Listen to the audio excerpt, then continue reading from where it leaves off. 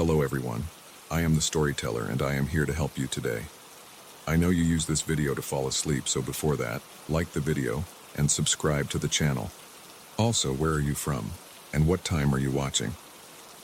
Now get comfortable and relax. I never believed her about the friend. During our 2 years together, my ex would mention this presence casually, the way someone might reference a roommate. She'd set out 2 coffee cups in the morning, leave space on the couch during movies. Once I watched her laugh at something on her phone, then tilt the screen slightly to the right, as if sharing the joke. When I asked who she was showing, she'd smiled that patient smile reserved for children who don't understand, and said the name, something old-fashioned I've tried hard to forget. I'd chalked it up to eccentricity. She was a painter who kept strange hours and talked to her canvases. Portland attracted that type. The quirk seemed harmless enough, even endearing in the early months. But as time passed, the one-sided conversations grew longer. She'd pause mid-sentence during our dinners, head cocked, listening to something I couldn't hear. The spare bedroom, her studio, became off-limits after 9 p.m. She needed privacy for her work, she said, though I never heard brushstrokes, only the low murmur of her voice through the door. The relationship ended the way these things do, gradually, then all at once. She said I'd never made room for the important things in her life. I said she lived in a fantasy world. We were both right. 3 months later, she called about the boxes. In the chaos of moving out, I'd taken several of hers by mistake. Old sketchbooks, some jewelry, a vintage hand mirror that had belonged to her grandmother. She was traveling for a gallery showing in Seattle and wouldn't be back for a week. Could I drop them off at her loft? She'd leave a key under the mat. I should have shipped them. Portland in November wraps itself in a cold, wet darkness that seeps into your bones. The loft occupied the top floor of a converted textile factory in the Pearl District, all exposed brick and industrial windows that turned black and reflective after sunset. I arrived around 11 p.m., later than planned. Traffic from Seattle had been brutal, and I wanted to drop the boxes and drive straight back to my hotel. The key was where she'd promised. The loft smelled the same: turpentine and jasmine incense, coffee and old paper. I'd spent countless nights here, knew every creaking floorboard, every shadow cast by the streetlights below. Yet walking through that space as a stranger felt like trespassing in a museum of my own past. I stacked the boxes near the door, eager to leave. But exhaustion pulled at me, made my eyes heavy and my judgment soft. The drive back across the river seemed impossibly long. Her couch was right there, worn leather that remembered the shape of my body. Just an hour or 2 of sleep, I told myself. I'd be gone before dawn. I woke to the sound of brushing. The rhythm was unmistakable. The soft rasp of bristles through long hair. That particular whisper of strands being smoothed and gathered. Slow, methodical, intimate. The kind of sound you only hear in the deep privacy of bedrooms. My phone screen said 3:17 a.m. The loft was dark except for the ambient glow of the city filtering through those massive windows. I lay frozen on the couch, trying to orient myself, trying to convince my racing heart that old buildings make noises, that I'd dreamed it. But the sound continued, patient and rhythmic, coming from the direction of her bedroom. She wasn't supposed to be home. I sat up slowly. The loft was open plan, minimal walls, maximum sightlines. From the couch, I could see clear across to the bedroom area, could see the bed was empty, undisturbed. But the sound persisted, and now I could place it, near the antique wardrobe with the full-length mirror on its door. The one she'd found at an estate sale in Vancouver. The one she'd insisted on keeping, even though it dominated the small space. The brushing stopped. In the sudden silence, my heartbeat seemed obscenely loud. I stood, my mouth dry, and moved toward the bedroom. Each step felt like walking through deep water. The floorboards complained under my weight, announcing my approach. The wardrobe mirror reflected the window behind me, the city lights, the empty bed.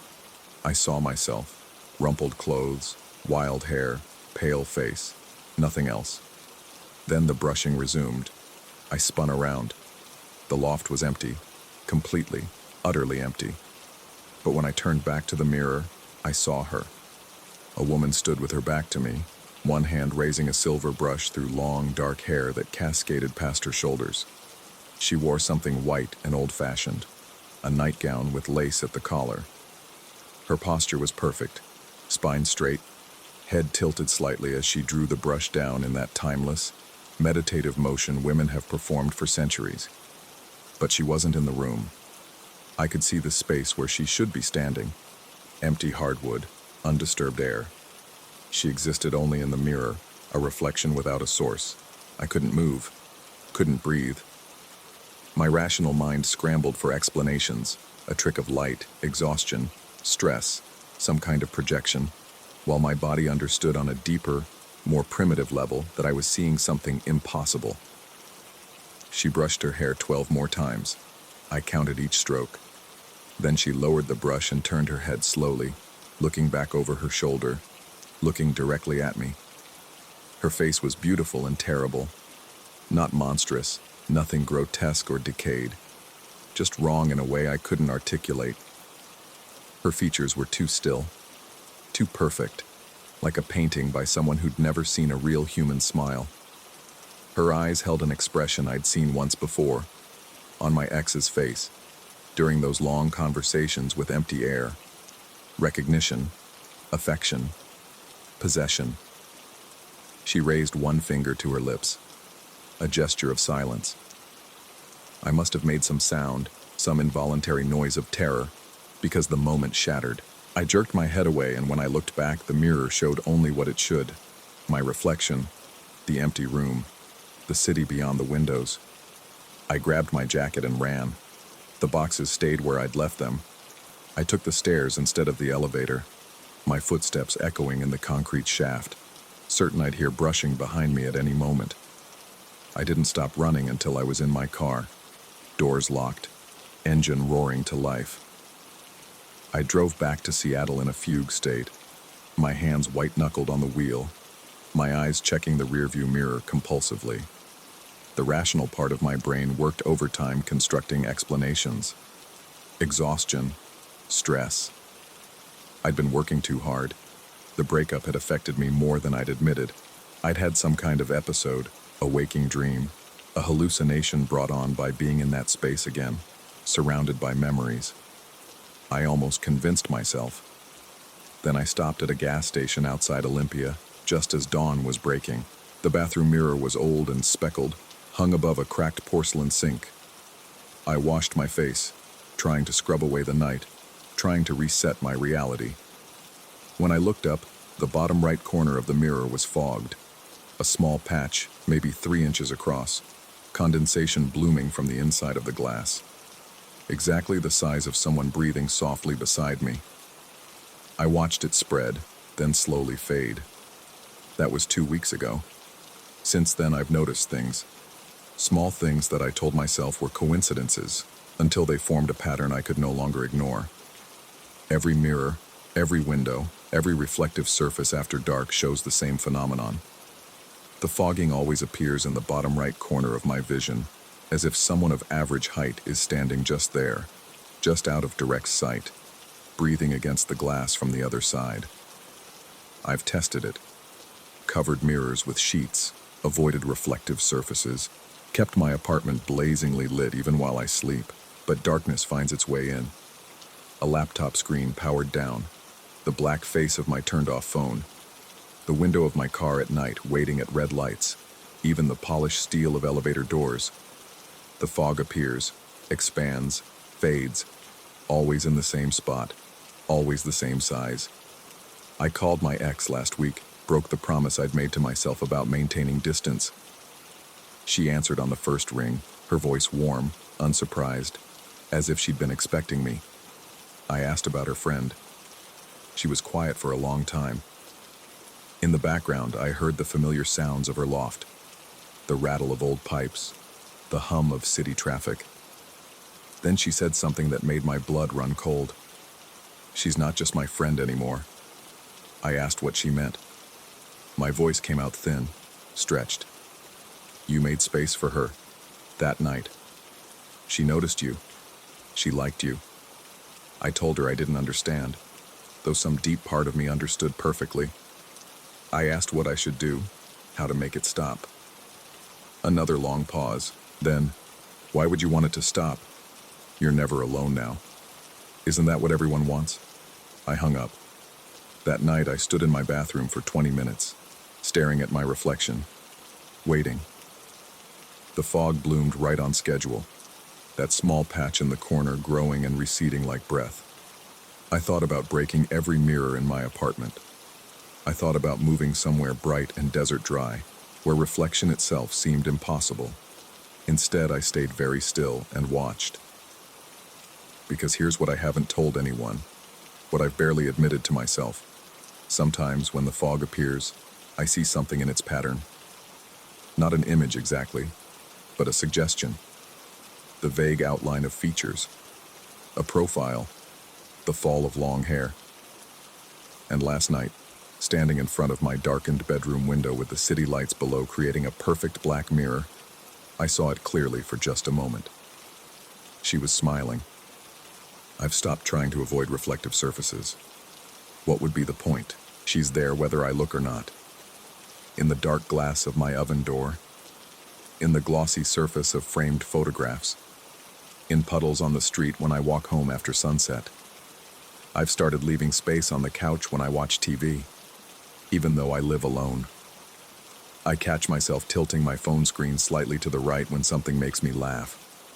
Yesterday, I bought a second coffee cup, one with delicate flowers painted on white porcelain. I don't remember choosing that pattern. My hand just reached for it. Sometimes I hear brushing late at night, soft, rhythmic, patient. I've learned not to turn around. The question that haunts me isn't whether she's real.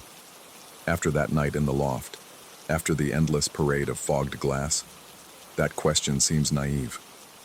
The question is simpler and more terrifying. What happens when the reflection becomes more solid than the thing being reflected? What happens when you can no longer tell which side of the mirror you're on? Last night I stood in front of my bathroom mirror and for just a second I couldn't see myself. The reflection showed an empty room, but in the bottom right corner the fog bloomed. And I swear I felt breath on my neck. I didn't turn around. I'm learning. The mirror on my wall is antique now, though I don't remember buying it. Full-length, ornate frame, the kind you'd find at an estate sale. It showed up last week, leaning against my apartment door when I came home from work. No note, no return address. It looks just like the one from her loft. I've hung it across from my bed. Sometimes I wake at 3 a.m. to the sound of brushing, and in the darkness, I can see her clearly now. She's always there, standing at the mirror, drawing the silver brush through her impossible hair. She hasn't turned around again. Not yet. But she will. And when she does, when she looks at me over her shoulder with those two still eyes, I know I won't run. I'll smile back. I'll make space. I'll understand, finally, what my ex tried to tell me all along. Some presences don't ask for belief. They simply wait until you're ready to see. The bottom right corner of every surface in my apartment stays permanently fogged now. I've stopped trying to wipe it away. Instead, I've started talking to that space, the way you'd talk to a roommate. Casual observations, thoughts about my day, the weather. Sometimes, in the quiet moments between my words, I hear the softest sound, like someone listening, like someone breathing, like someone brushing long hair in a room that exists only in reflection, waiting patiently on the other side of the glass for an invitation I'm terrified I've already given. Story 2. The farmhouse smelled of rot and promise when we first arrived.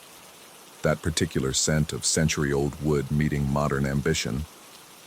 Dad had bought the place sight unseen, a 1890s wreck in the Vermont hills that leaned slightly eastward, as if trying to hear secrets from the forest.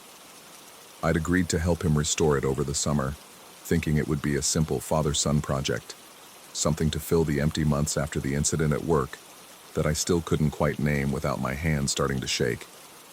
The locals in town had been helpful enough.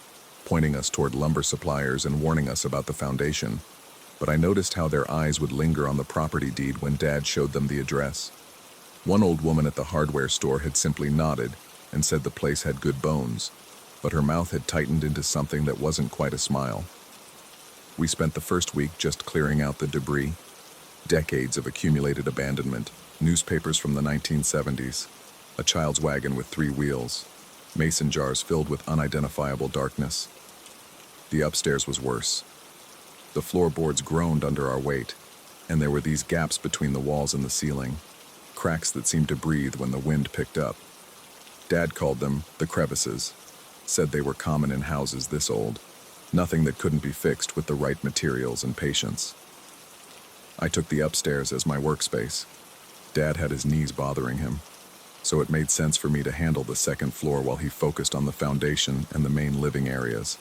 The space up there was divided into 4 rooms, a large bedroom that faced the granary, 2 smaller chambers, and what must have been a storage room filled with shelves that still held the ghost outlines of whatever had once sat there. Dust shadows in perfect rectangles. It was on the 3rd night that I first heard them.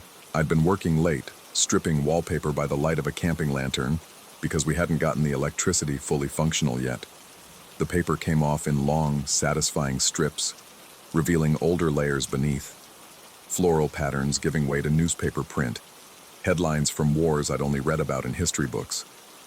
My hands were sticky with paste residue and my shoulders ached, but there was something meditative about the repetitive motion, something that kept the thoughts at bay. Then came the footsteps, light, deliberate, moving across the floor above me, except there was no floor above me. I was on the top level. I froze, wallpaper strip dangling from my fingers, and listened. The steps continued, a slow walk from one end of the ceiling to the other, accompanied by a sound I couldn't immediately place. A sliding, scraping noise. Metal on wood, maybe. Or something being dragged. The rational part of my brain, the part that had been growing quieter since the incident, suggested old houses settle, pipes expand and contract, animals nest in walls. But these sounds had rhythm, intention. They moved with the cadence of someone checking rooms, pausing at doorways, continuing on. I called down to Dad, asking if he'd heard anything. His voice came back muffled and unconcerned. "Probably just the house adjusting," he said. "These old places talk to you if you listened long enough." But I'd been listening, and this felt different. I went back to the wallpaper, but my hands had started trembling again.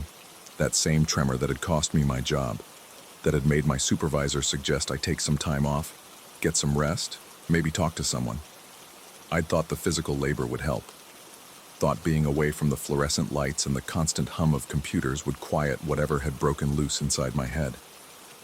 The footsteps stopped as suddenly as they'd started.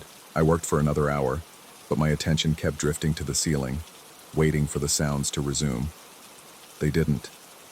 When I finally climbed down the ladder and headed to the ground floor where we'd set up our sleeping bags, Dad was already snoring, one arm thrown over his eyes to block out the moonlight streaming through the windows we hadn't covered yet. I lay awake until dawn, watching shadows shift across the ceiling beams. The next evening, I'd set my hammer down on the windowsill while I measured a section of damaged baseboard. When I turned back, it was gone. Not on the windowsill, not on the floor beneath it. I found it 3 yards away, near the doorway to the storage room, lying at an angle as if someone had placed it there deliberately. Not dropped. Placed. My first thought was that I'd moved it and forgotten. That my mind was playing the same tricks it had been playing for months now, erasing moments, creating gaps in my memory, but I could feel the ghost sensation of setting it down. Could remember the small thunk it had made against the wooden sill. I picked up the hammer, and its handle was warm. Dad came up the stairs calling for his measuring tape, and I mentioned the hammer, trying to keep my voice light, casual. He'd laughed, a genuine, warm sound that filled the empty rooms. He said the lady in overalls must be curious, that old houses like this always had someone watching over them, making sure the work was done right. I'd asked him what he meant, and he'd just shrugged, said it was something the woman at the hardware store had mentioned. that the last family to live here full-time had a daughter who'd taken care of the place, walked the floors every night to check the shutters and the roof, made sure everything was sound. He'd said it as if it were charming folklore, not something that made my skin prickle with cold awareness. But when I'd pressed him about what happened to the daughter, what happened to the family, he'd gone vague. Moved away, probably. Sold the place. These things happened with old properties. That night I stayed up on purpose, sitting in the granary-facing bedroom with my back against the wall and the lantern turned low. I told myself I was waiting to disprove my own paranoia, to catch the rational explanation. A raccoon, maybe, or the way wind moved through the crevices creating acoustic illusions. She appeared at 2:47 a.m. I know the exact time because I'd been checking my watch obsessively, marking the passage of minutes in the oppressive silence.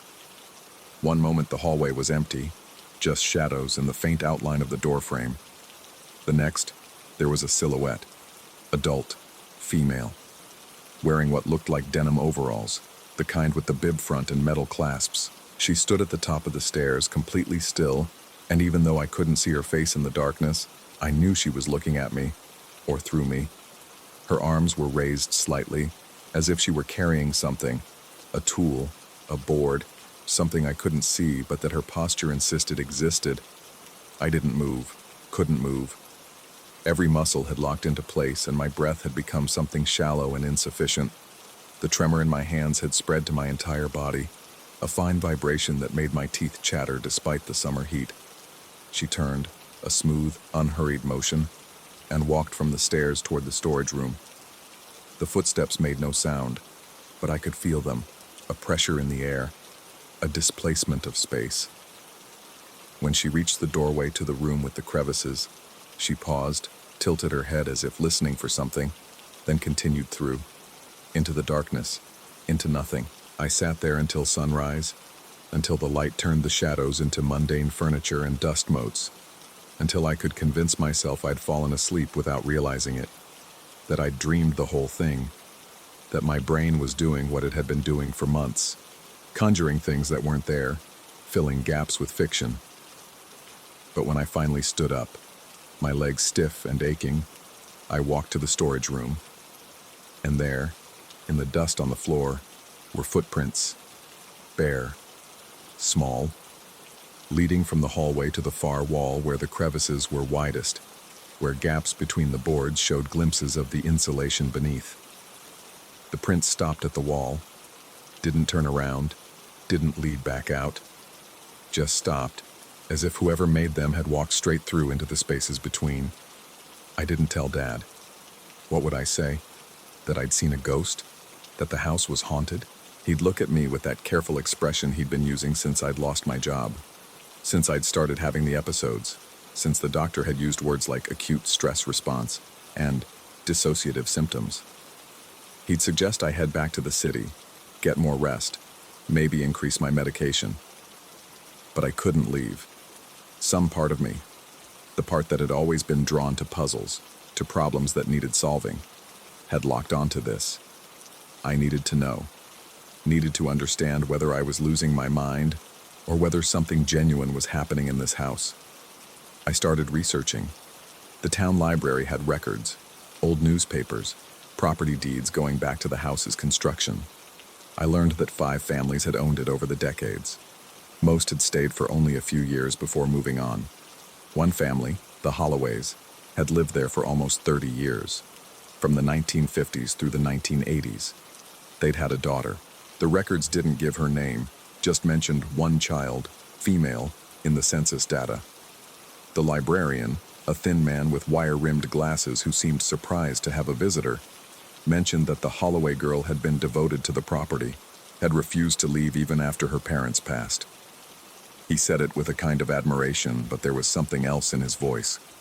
Pity, maybe, or concern. When I'd asked what happened to her, where she'd gone, he'd shaken his head. Some people just vanished into their lives, he'd said, became part of the landscape. The house had been empty for 15 years before Dad bought it. The encounters became more frequent.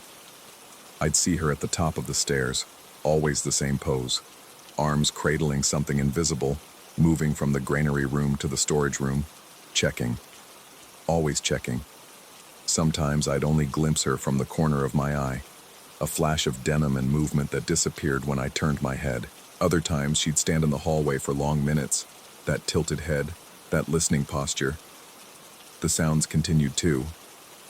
Footsteps overhead where there should be no footsteps. The sliding, scraping noise that I'd finally identified as a hammer being dragged across wood, the claw end catching on splinters and gaps. Once I heard what sounded like knocking, 3 measured raps on the wall beside my head, and when I'd pressed my palm against the spot, the wood had been ice cold despite the July heat. Dad seemed oblivious. He'd whistle while he worked, talk about the progress we were making, plan out the next phases of renovation. Sometimes I'd catch him pausing, looking up at the ceiling as if he'd heard something, but then he'd shake his head and continue. Once, I directly asked him if he'd seen anyone else in the house, and he'd given me that look again, that careful, worried expression, and said no, of course not. It was just the 2 of us, but I'd seen him setting out an extra coffee cup in the morning, seen him nod at empty doorways as if acknowledging someone's presence, heard him talking to himself, or to someone, when he thought I was out of earshot, his voice low and conversational, discussing the best way to repair a section of floor, agreeing with suggestions I couldn't hear. My medication ran out. I didn't refill it. Something about the pills made everything feel muffled, distant, and I needed to be sharp, needed to pay attention. The tremors got worse, and I stopped sleeping more than an hour or 2 at a time, but my senses felt heightened. I could hear the house breathing now, could feel its attention shifting as we moved through its rooms. I started noticing other things, tools that moved, nails that appeared in neat rows where I'd left them scattered. Once, a board I'd measured and marked incorrectly was found the next morning with new marks. Correct ones, in what looked like pencil but wasn't quite.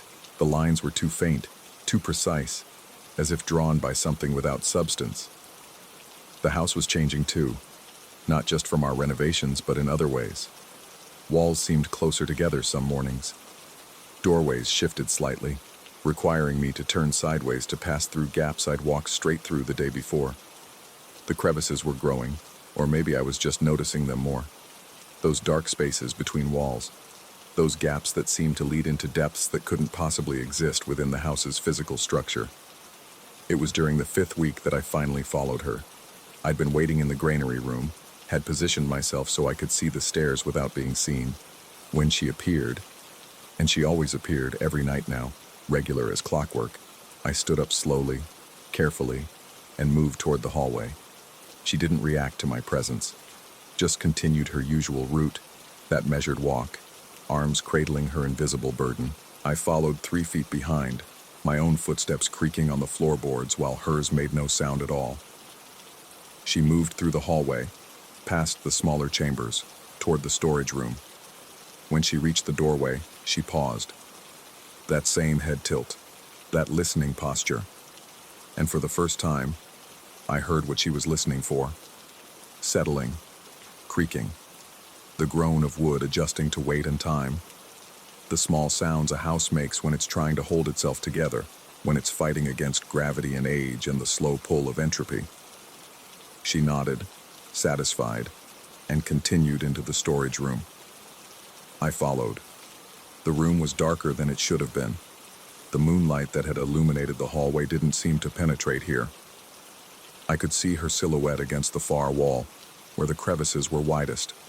She reached out, those arms that had been cradling something now extending, touching the wall, pressing against the gaps as if testing their integrity, and the wall responded. I heard it, felt it, a settling, a small shift, as if the house had exhaled. The crevices narrowed slightly, boards drawing closer together, and she stepped back, lowered her arms. Then she turned and looked directly at me. I still couldn't see her face. The darkness was too complete. But I felt the weight of her gaze, felt something like recognition pass between us. She raised one hand, pointed past me toward the doorway, and the gesture was clear. Leave. I stumbled backward, my heel catching on a loose board, and fell hard against the doorframe. Pain shot through my shoulder, real and grounding. When I looked back into the room, she was gone. But the crevices had closed. Every single gap between the boards, every crack in the walls, sealed. As if they'd never existed. I told Dad the next morning. All of it. The footsteps, the moving tools, the woman in overalls, the way the house seemed to shift and breathe. I expected him to suggest I leave, to look at me with that worried expression, to talk about stress and rest and medication. Instead, he'd smiled. A small, sad smile. He told me he'd seen her too, had been seeing her since the first night. He said she was just checking on things, making sure we were doing the work right, making sure the house stayed sound. He said it as if it were the most natural thing in the world, having a ghost oversee our renovation. I'd asked him if he thought we should leave, if the house was dangerous. He'd looked confused by the question. Why would we leave? We had work to do. The house needed us. She needed us to finish what she'd started, to keep the place standing. The way he said it, she needed us, made something cold settle in my chest. I'd asked him how long he planned to stay, when the renovation would be finished. He'd shrugged. These old houses, he'd said, they're never really finished. There's always something that needs attention, always another board to replace, another section to shore up. Could take years, could take a lifetime. That night I packed my things, quietly, while Dad slept. I told myself I was leaving, going back to the city, going to get help, going to figure out whether this was real or whether I'd finally broken completely. But when I reached the stairs, she was there, standing at the bottom, arms at her sides now, no invisible tools, no cradling posture, just standing, waiting. I looked down at her from the top of the landing, and for the first time the moonlight caught her face. Young, maybe 30, with eyes that held decades of vigilance, of checking and rechecking, of holding together something that wanted to fall apart. She tilted her head, that listening posture, and I realized what she was listening for wasn't the house settling. It was me. My breathing, my heartbeat, the sound of my feet on the floors she'd walked for so long. She raised her arms again, not threatening, offering, as if to say, "Help me carry this." I stood there, my packed bag in one hand, my keys in the other, and I felt the house around me, felt how the walls leaned, how the foundation shifted, how every board and beam was locked in a constant struggle against collapse. Felt how tired it all was, how much effort it took to keep standing. Dad appeared in the hallway behind me, half asleep, asking if I was okay. I looked at him, at the way he moved through the house now, automatic and familiar, checking door frames and tapping walls, at the way his lips moved slightly, as if in conversation with someone I couldn't see, at how content he seemed, how purposeful. I looked back at the woman on the stairs. She was still waiting. I set down my bag. That was 6 weeks ago, or maybe 6 months. Time moves differently here now.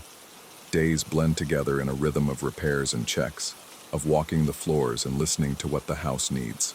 Dad and I work in comfortable silence most of the time, moving through our tasks with the practiced efficiency of people who've been doing this forever. I see her every night now, sometimes during the day too. She doesn't disappear anymore when I look directly at her. We work together. She points out loose boards, indicates where the foundation needs attention, shows me the places where the crevices threaten to open again. My hands don't shake anymore. The tremor stopped after the first week. Maybe the medication is finally out of my system. Maybe I just found my purpose. The house is looking better, stronger. Dad says we're making real progress. Sometimes I think about leaving, about going back to the city, to doctors and explanations and the life I had before. But then I walk the floors, check the shutters, test the boards, and I feel how necessary this is, how the house depends on us, how it would fall without constant attention. The crevices open sometimes late at night, not as wide as before, but enough that I can see into the spaces between the walls. Dark gaps that seem to go on forever, that hold shadows shaped like people. Sometimes I think I see others in there. The families who lived here before, the ones who tried to leave, the ones who couldn't quite let go. Dad mentioned yesterday that we should think about staying permanently, making this our home. The renovations will never really be finished, he said. There's always more work to do. I found myself agreeing. Last night I caught my reflection in one of the old windows we haven't replaced yet. Just for a moment, in the warped glass, I saw myself carrying something invisible. My arms cradled around empty air, my posture identical to hers. When I blinked, the reflection was normal again, but I can still feel the weight of what I was carrying. The house is settling for the night now. I hear Dad walking the lower floors, checking locks that don't exist, testing walls that seem sound. The woman in overalls is at the top of the stairs, beginning her nightly rounds. I pick up my hammer, warm to the touch, always warm now, and join them. There's work to be done. There's always work to be done, and someone needs to make sure the house stays standing. Story 3. The copper taste started 3 weeks after I brought the coin purse home. Not the metallic tang you get from biting your cheek or touching your tongue to a battery. This was deeper, older, like sucking on pennies that had been buried for decades. It coated the back of my throat every morning, persistent and wrong. I'd wake with it already there, as if I'd been swallowing coins in my sleep. The building superintendent had given me the purse on a Tuesday, an odd gesture from an odd man, but I'd grown accustomed to his eccentricities over the 2 years I'd lived in the Riverside Towers. He'd shuffle through the hallways with his maintenance cart, always stopping to pick up any coin he spotted, pennies mostly, sometimes nickels, muttering the same phrase like a prayer, "Copper calls copper." He'd hold each one up to the fluorescent lights, examining it with an intensity that seemed excessive for spare change, before dropping it into the worn leather pouch that hung from his belt. I never learned his real name. The other tenants called him different things, the old man, the maintenance guy, that weird janitor, but he'd never offered it himself, and I'd never asked. He spoke rarely, and when he did, his voice carried the weight of an accent I couldn't place, something Eastern European mixed with something else entirely. The day he gave me the purse, he'd knocked on my apartment door just after sunset. I'd been surprised to see him standing there, his card absent, wearing a heavy coat despite the mild October weather. His hands trembled as he pressed the small leather pouch into my palm. "For you," he'd said, his roomy eyes fixed on something past my shoulder. "Copper calls copper. You keep this safe now. Very safe." Before I could respond, he'd turned and walked toward the elevator, his footsteps echoing in the corridor with an urgency I'd never heard from him before. That was the last time anyone in the building saw him. By morning, his apartment was empty, cleaned out so thoroughly that even the superintendent who came to investigate found only dust outlines where furniture had stood. The purse itself was unremarkable. Cracked brown leather, soft with age, no larger than my fist. Inside, I found 7 pennies, all dated 1943, all with Lincoln's profile facing up. I'd looked them up online. Steel pennies, minted during World War II when copper was needed for ammunition, valuable to collectors, though these were too worn to be worth much. I'd shrugged and tossed them onto my desk, keeping the purse itself on my nightstand more out of sentiment than need. The first new penny appeared on Thursday. I'd come home from work, exhausted from a presentation that had gone poorly, and there it was. A single penny balanced perfectly on its edge on the bathroom sink, spinning slowly despite no visible movement, no draft, no explanation. The overhead light caught its surface, and I could see it was newer than the ones from the purse, bright and clean. When I reached out to stop it, the spinning ceased immediately, and the coin fell flat. Heads up. The date read 2019, the year my father died. I'd stood there for several minutes, trying to rationalize it. Maybe I'd dropped it earlier and forgotten. Maybe the building's old pipes caused vibrations that made it move. Maybe I was more tired than I thought. I'd picked it up, examined it, then dropped it into the glass I kept on my dresser for spare change. By Saturday, there were 4 more. One tucked into the spine of a book I was reading, right at the page I'd bookmarked. One in the pocket of my coat, which I was certain I'd checked that morning. One beneath the welcome mat outside my door. One inside my left shoe, which I distinctly remembered being empty when I'd put my feet in that morning, walking 3 blocks before I felt something hard pressing against my heel. All heads up, all dated with years that meant something. 2015, when I'd moved to Chicago. 2008, when I'd graduated college. 2001, when my mother had remarried. 1997, when I'd broken my arm falling from a tree and learned what pain really felt like. I'd started keeping them all in the glass, watching the pile grow, trying to ignore the cold certainty settling into my bones that something was fundamentally wrong. The pattern became impossible to dismiss. Every day brought more pennies, appearing in places that defied logic. I found one wedged behind the handle of my office door at work, in a building I'd entered through security turnstiles that would have detected metal.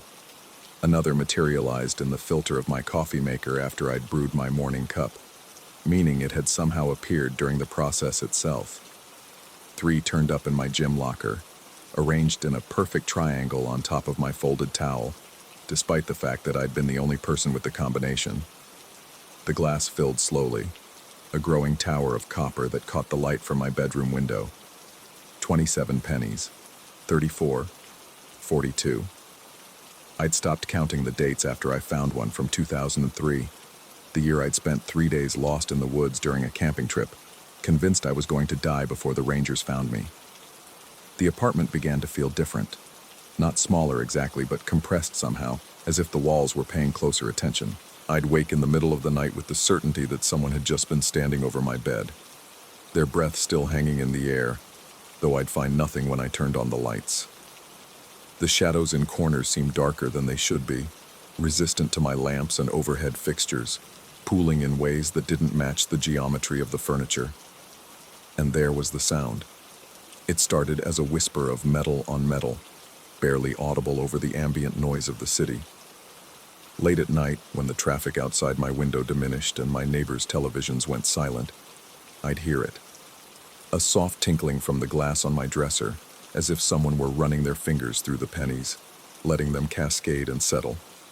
The first few times I'd gotten up to check, but the coins were always still, arranged in no particular pattern, offering no explanation for the sound. The noises grew bolder.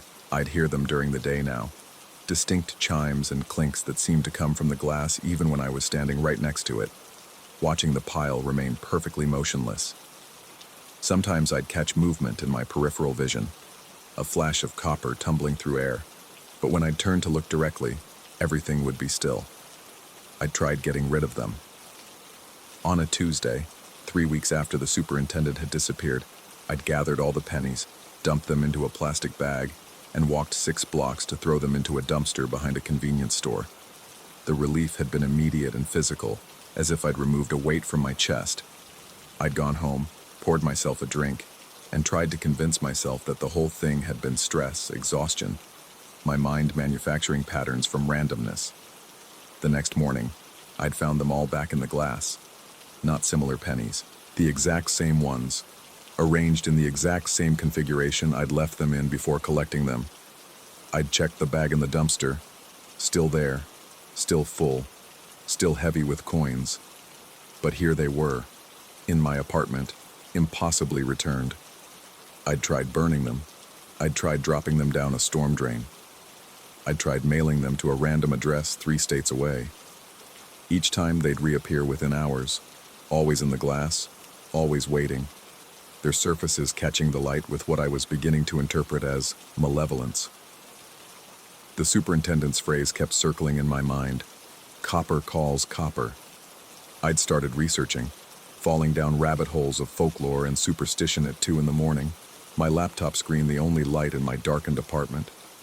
There were stories, scattered across obscure forums and digitized texts, about coins as conduits, about copper as a binding material, about pennies left on graves to pay debts to the dead, to keep them satisfied, to prevent them from seeking what they were owed. In some traditions, if you accepted coins from someone who'd disappeared, you'd inherited their debts. Not financial debts, something older, something that couldn't be quantified in dollars and cents. The copper became a link, a chain connecting you to whatever bargain they'd made, whatever price they'd agreed to pay. I'd found one account, posted by someone with no username on a forum that no longer existed, archived only through a web crawler. Copper calls copper, and the called must answer. Count your debts. Count your years. When the copper finds you with empty pockets, it will take something else instead. The pennies in my glass now numbered exactly 137. I'd counted them obsessively, unable to stop myself, and the number had stopped growing 3 days ago. I'd searched my apartment frantically, looking for new ones, dreading their appearance but somehow more terrified by their absence. 137 pennies, all heads up, spanning dates from my life like a biography written in copper. I'd done the math, running the calculation so many times I'd memorized it. 137 would be the exact number of pennies in the purse I'd accepted, if you counted forward every day from when the superintendent had given it to me until... I couldn't finish the thought. The purse itself had changed.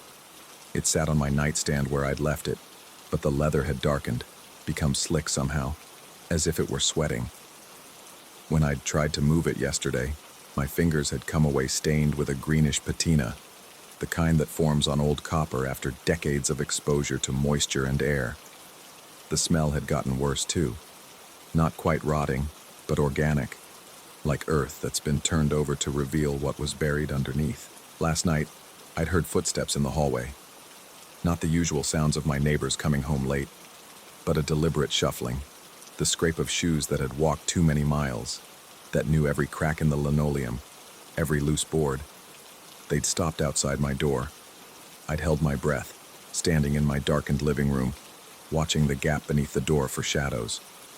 The footsteps had paused, waited. Then I'd heard it, muffled but distinct through the wood. Copper calls, copper. The voice was his, the superintendent's, or something using his voice. I hadn't slept since. Now it's Thursday again, a month exactly since he'd given me the purse, and I'm sitting at my kitchen table, watching the sunrise paint copper light across my apartment walls.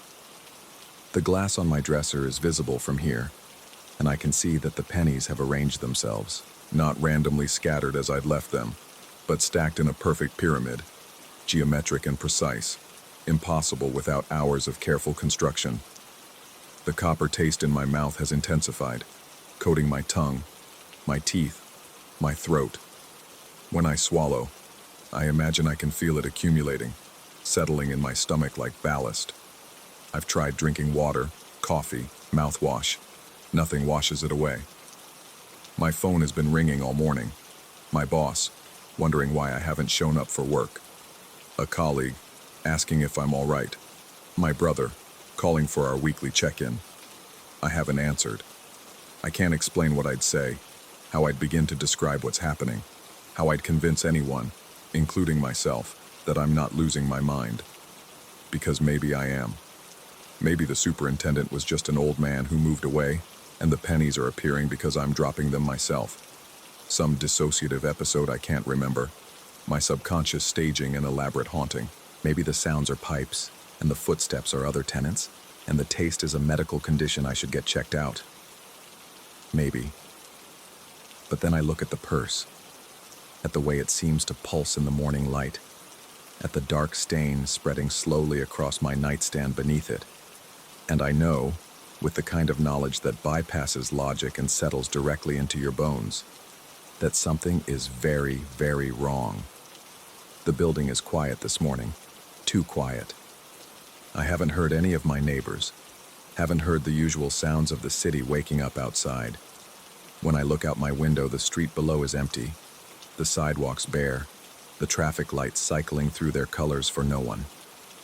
I need to leave.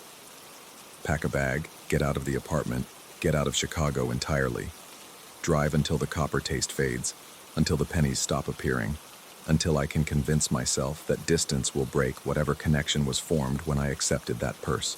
But when I stand, my legs feel heavy, weighted down, as if my pockets are full of coins even though I know they're empty. My hand moves to my mouth, touches my lips. and when I pull it away, my fingertips are stained green. From somewhere in the apartment, from the bedroom, from the dresser, from the glass that holds 137 pennies, I hear the sound of copper cascading, falling, rearranging itself into new patterns, new messages, new debts that I'm only beginning to understand I owe.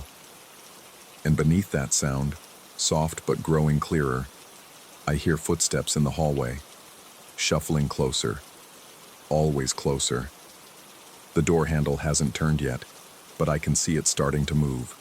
A slow rotation that suggests patience, inevitability, the certainty of something that knows it doesn't need to rush, because where exactly would I run? Copper calls copper. And I'm beginning to realize I've been hearing the call wrong all along. It's not the pennies calling each other, it's the copper in my blood, answering.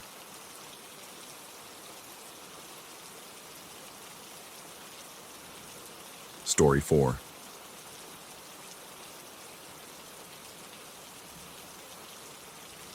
The Elm Street complex had been built in 1924, and it showed. Not in the charming way of restored brownstones or converted factories, but in the way of things left to quietly deteriorate. Water stains blooming across ceilings like bruises, radiators that clanged with phantom fury at 3 a.m, and hallways that always smelled faintly of something cooking that you could never quite identify.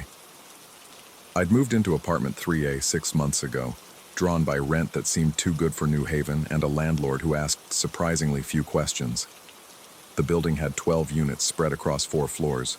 Though rarely were more than 8 occupied at any given time, people cycled through the Elm Street complex the way they cycled through cheap motels, staying just long enough to catch their breath before moving on to somewhere better, or at least somewhere different.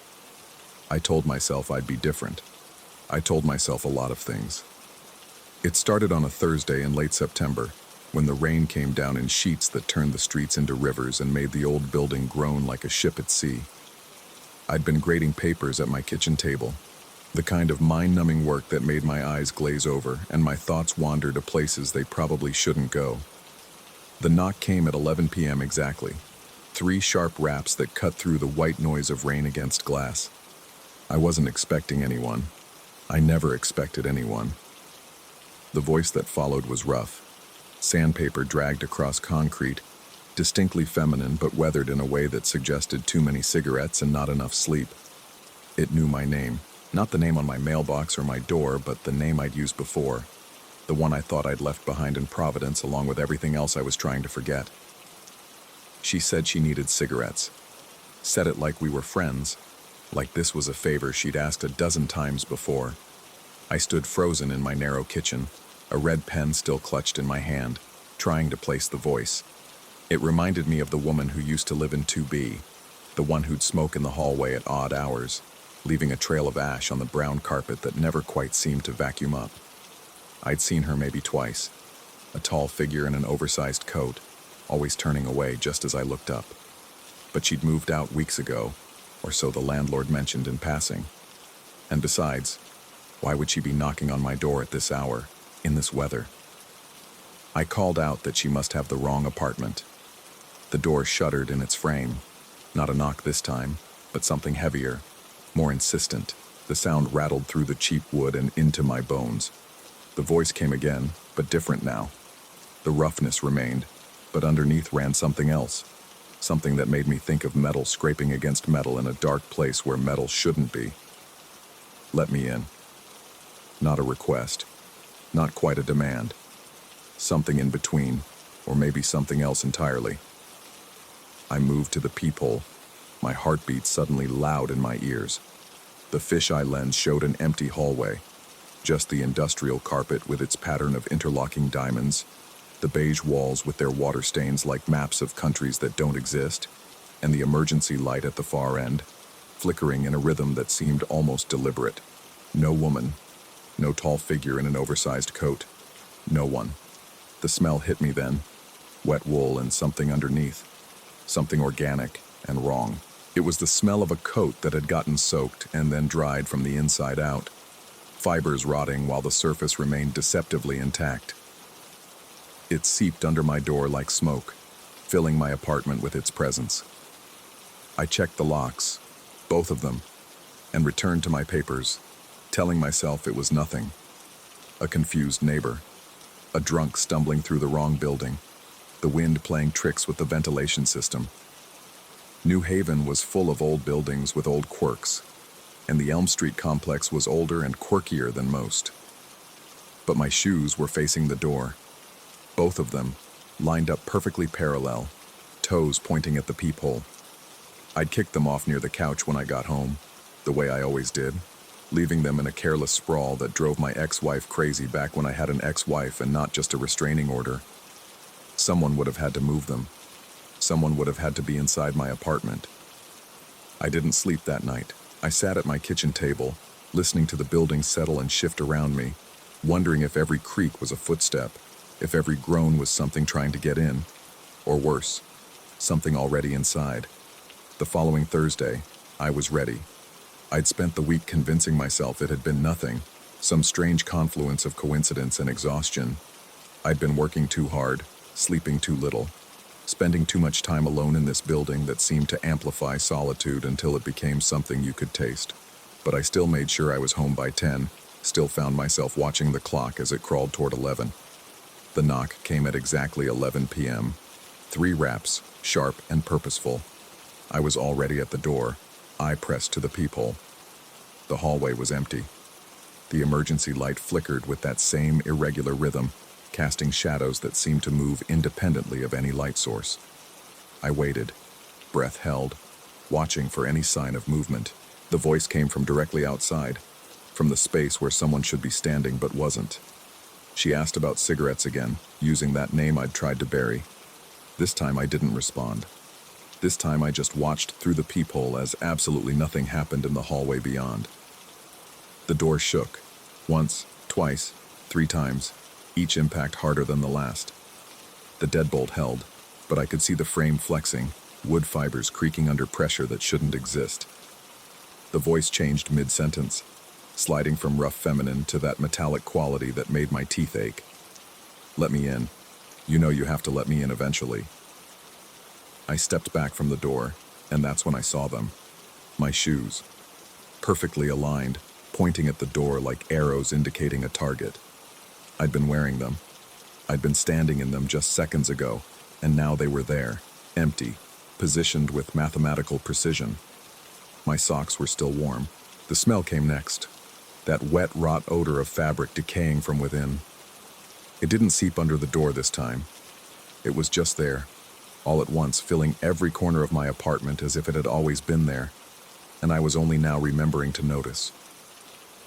I spent that night in my car, parked under a streetlight 3 blocks away, watching the building's windows like they might tell me something I needed to know. They didn't. They just reflected the rain, which had started again, right on schedule. By the 3rd Thursday, I'd done my research. The woman in 2B, no one seemed to know her name. The landlord called her the coat lady, and seemed uncomfortable discussing her at all.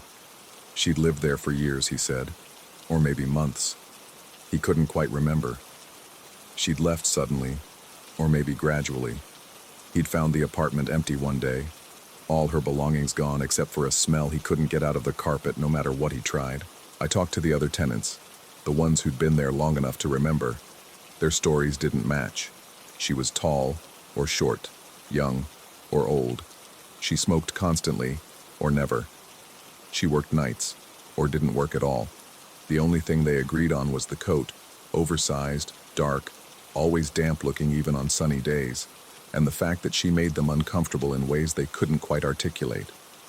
One tenant, an elderly man in 1C who'd lived there since the building opened, told me something that made my skin crawl. He said she hadn't moved out. He said she'd moved in. He said it while staring at a point just over my shoulder, and when I turned to look, there was nothing there but the hallway and that flickering emergency light. Thursday came again.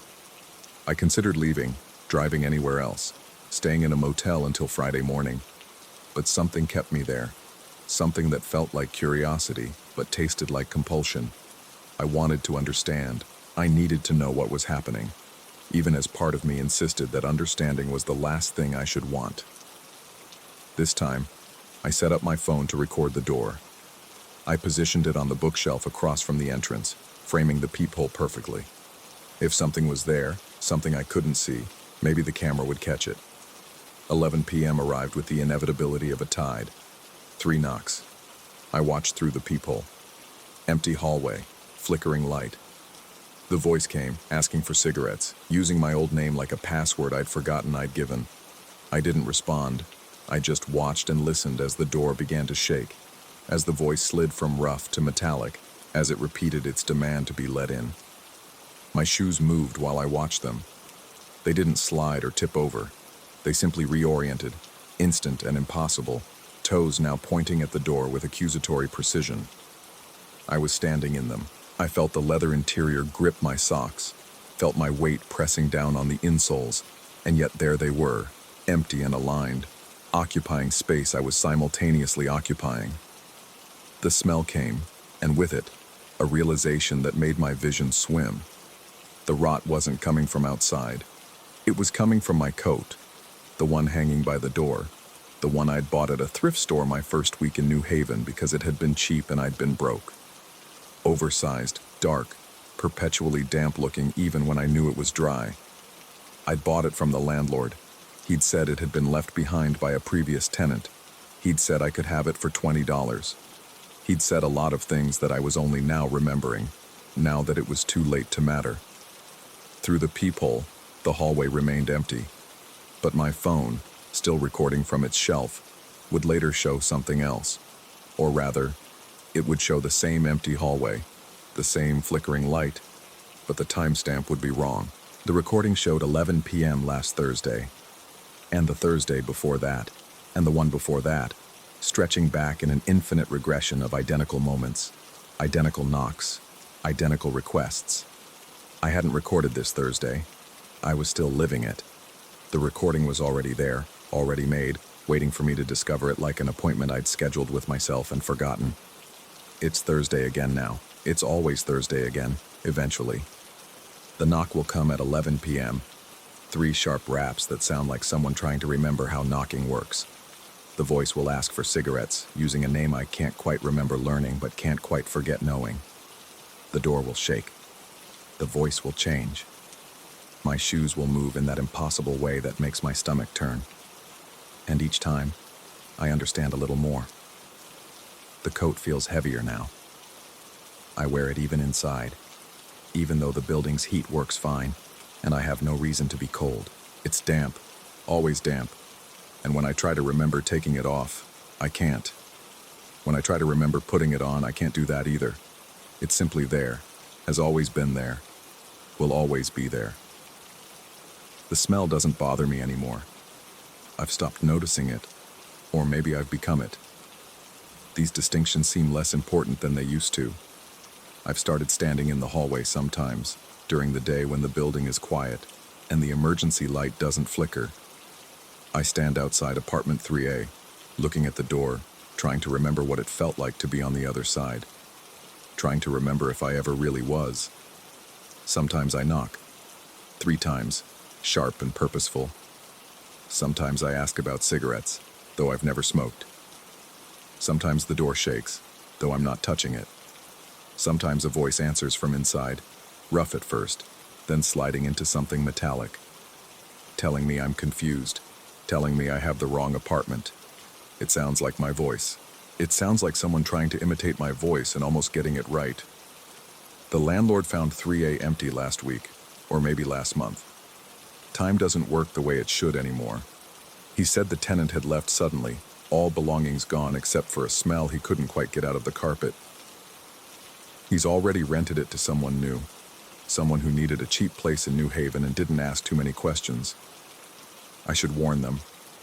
I should tell them about Thursdays, about knocks at 11 p.m., about shoes that move and coats that rot from the inside out. But when I try to form the words, all that comes out is a request for cigarettes and a name I've heard before but can't quite place. Next Thursday, I'll knock again. 3 times, sharp and purposeful. I'll ask to be let in, though I can't remember anymore what in means or where I think I'm trying to go. I'll watch through the peephole from both sides simultaneously, seeing and being seen, Empty hallway and occupied apartment existing in the same space, the same moment, the same eternal Thursday night in a building that was old in 1924 and will be old forever. The rain is starting again. It always does, right on schedule. My coat is damp, but it's a dampness that will never dry. Not really, because it's already dry and wet, and both and neither. I'm standing in my shoes. They're pointing at the door. I'm also looking at my shoes from across the room, watching them move, empty and accusing. It's almost 11 p.m. Someone's about to knock.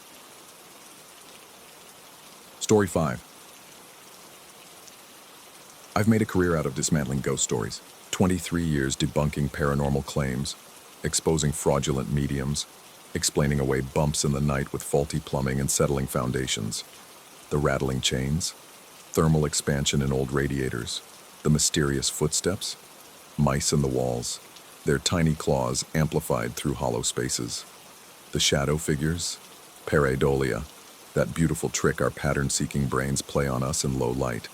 I've written 4 books on the subject, appeared on 17 different podcasts, given lectures at universities where eager students learn to approach the supernatural with Occam's razor in one hand and an EMF detector in the other.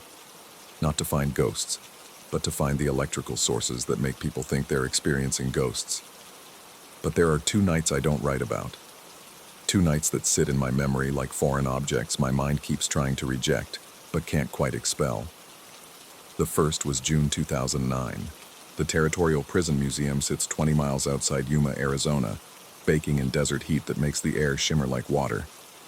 I'd driven out to investigate reports of paranormal activity, the usual claims of cell doors slamming, phantom footsteps, the occasional tourist photograph with unexplained orbs that were invariably just dust particles catching the flash. The museum closes at 5, but I'd arranged a private evening investigation with the curator, an older man who chain-smoked and seemed disappointed that I wasn't there to validate the ghost stories but to explain them away. He left me alone at 6:30, his pickup truck growling away down the dirt road, leaving me in a complex of crumbling adobe and iron that had once housed the worst of Arizona's criminal element in conditions that would make modern prisons look like resorts. I started in the main cell block, a long corridor of cages separated by iron bars dark with age and rust. The temperature had dropped with the sun, but the walls still radiated the day's heat like the dying embers of a fire. My footsteps echoed against stone and metal, each sound crisp and isolated in the desert silence. The cells were empty now, but the hooks remained.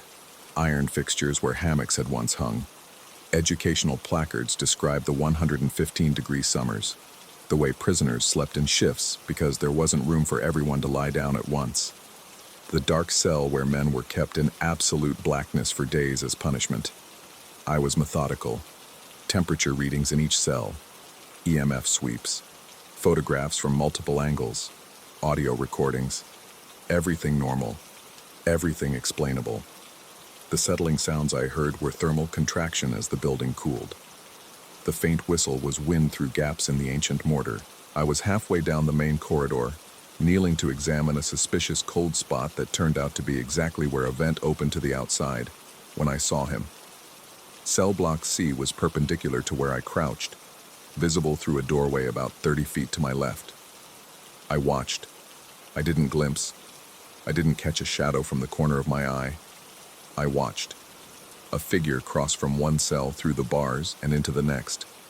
Not through a door. Through the bars themselves. He was solid, detailed, wide shoulders in what looked like a period-appropriate shirt, sleeves rolled to the elbows. A wide-brimmed hat cast his face in shadow. His gait had a distinctive quality, not a shuffle, not quite a walk. An elastic, rolling stride like someone whose legs had learned to move efficiently in chains even when the chains were gone. The whole thing took perhaps 3 seconds. He moved from the left cell, through the bars as if they were nothing more than a suggestion, and into the right cell, disappearing through the far wall. I was on my feet before I consciously decided to move, my camera forgotten on the floor where I'd dropped it.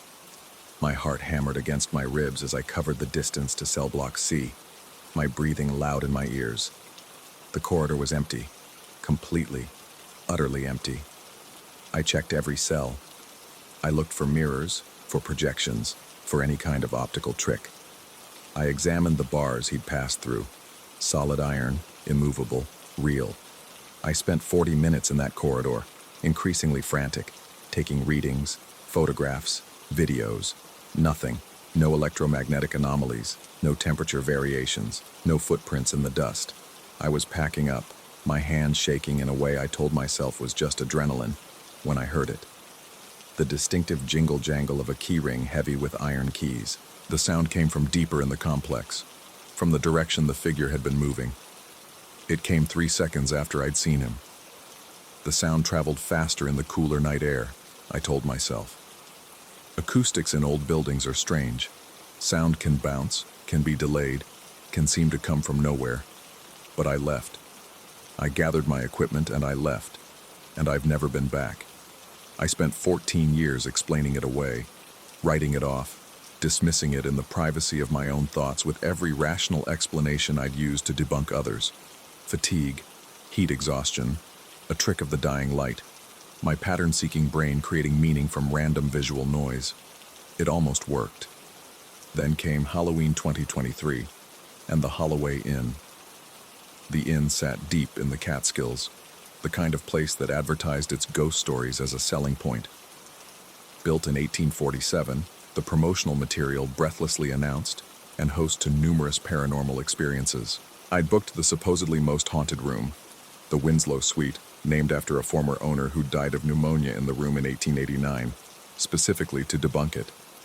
A friend at a paranormal investigation magazine had commissioned a piece, Spending Halloween in America's Most Haunted Room. I'd spent weeks researching, preparing my equipment, ready to explain away every creak and groan. The room was exactly what you'd expect. Heavy Victorian furniture, floral wallpaper, an enormous 4-poster bed with a headboard that sat flush against what the innkeeper called the north wall. She was a nervous woman who fidgeted with her hands as she showed me around, explaining that the suite had originally been 2 rooms before being combined in the 1920s. She pointed to the north wall behind the headboard, tapping it with one knuckle. The sound was hollow. There was a space back there, she explained, where the original wall between the 2 rooms had been sealed off rather than fully removed, about 18 inches deep, running the length of the bed. They'd considered opening it up during the last renovation, but decided the structural work wasn't worth it for such a small cavity. I asked her why she was telling me this. She gave me a look I couldn't quite read, and suggested I might want to hear about the space before I heard anything from it. I set up my equipment as the sun set. Cameras in 3 corners, a digital audio recorder on the nightstand, an EMF detector on the dresser, temperature sensors spaced around the room. Everything was recording, everything was measuring. I was ready for whatever tricks this old building wanted to play. The inn grew quiet around midnight. I lay in bed, reading through my notes on the case, listening to the ordinary sounds of an old building settling around me. The radiator clicked and hissed. Floorboards contracted with faint pops. Wind whispered against the windows. At 3:35 a.m. I woke to the sound of crying, a woman's voice, muffled and distorted, coming from behind the headboard. From inside that sealed space between my bed and the blocked-off wall. It wasn't loud. It wasn't theatrical. It was the sound of someone trying very hard not to be heard, failing, their grief too large to contain. Soft, hitching sobs that caught in the throat, the kind of crying that comes from somewhere deep and desperate. I lay absolutely still, my body rigid, my eyes locked on the ceiling. The rational part of my brain was already cataloging possibilities. Pipes, wind creating strange resonances, sounds traveling from another room through the ventilation. But the sound was too close, too intimate, too clearly coming from the hollow space inches from my head. I counted. 1 minute, 2, 3, 4. 4 minutes of continuous quiet sobbing. Never quite the same pattern, never mechanical or repeated. Organic, human, suffering. Then silence, not a gradual fading, just an abrupt stop, like someone had placed a hand over the mouth of whoever was crying. I fumbled for my phone, my hands trembling so badly I nearly dropped it. 3:39 a.m. I turned on the flashlight, swept it across the room. Everything was exactly as I'd left it. The cameras were still recording, their tiny red lights blinking steadily. The audio recorder's LED glowed green. I should have checked the recordings, should have reviewed the footage immediately, but I couldn't move. My entire body felt locked in place, every muscle tensed, waiting. The waiting lasted 45 minutes. At 4:24 a.m., the voices started. They were so close I felt them more than heard them. Vibrations against my ear, warm breath that shouldn't exist. Two people, maybe three, whispering to each other in a conversation I couldn't quite make out. The words were just below the threshold of comprehension. Familiar syllables arranged in an order that refused to resolve into meaning. They were talking about me. I knew this with absolute certainty, though I couldn't understand a word they said. The whispers moved around my head, sometimes at my left ear, sometimes at my right, sometimes seeming to come from the pillow itself. I tried to speak, to make some sound, but my throat had closed. I could only lie there, my eyes squeezed shut now because looking into the darkness was somehow worse than the blind waiting. My heart hammered so hard I could feel it in my teeth, in my fingertips, in the base of my skull. The whispers stopped as suddenly as they'd started. I lay in the dark for another hour before I could bring myself to move. When I finally sat up, when I finally turned on the lights and began checking my equipment with shaking hands, I already knew what I would find. The cameras had recorded nothing unusual, just me, lying still in bed, barely moving for hours. The temperature sensors showed no fluctuations. The EMF detector had registered nothing. The audio recorder, the one I'd placed less than 3 feet from my head, had captured absolute silence. Not even the sound of my own breathing. Just 8 hours of nothing. A digital void where the most terrifying night of my life should have been preserved. I checked out at dawn, telling the innkeeper I'd gotten the material I needed. She watched me load my equipment into the car with that same unreadable expression from the night before. Just before I pulled away, she stepped off the porch and walked to my window. There had been 2 women who lived in this area with that name, she said quietly. Both had lost something. One had lost a child to fever in 1847.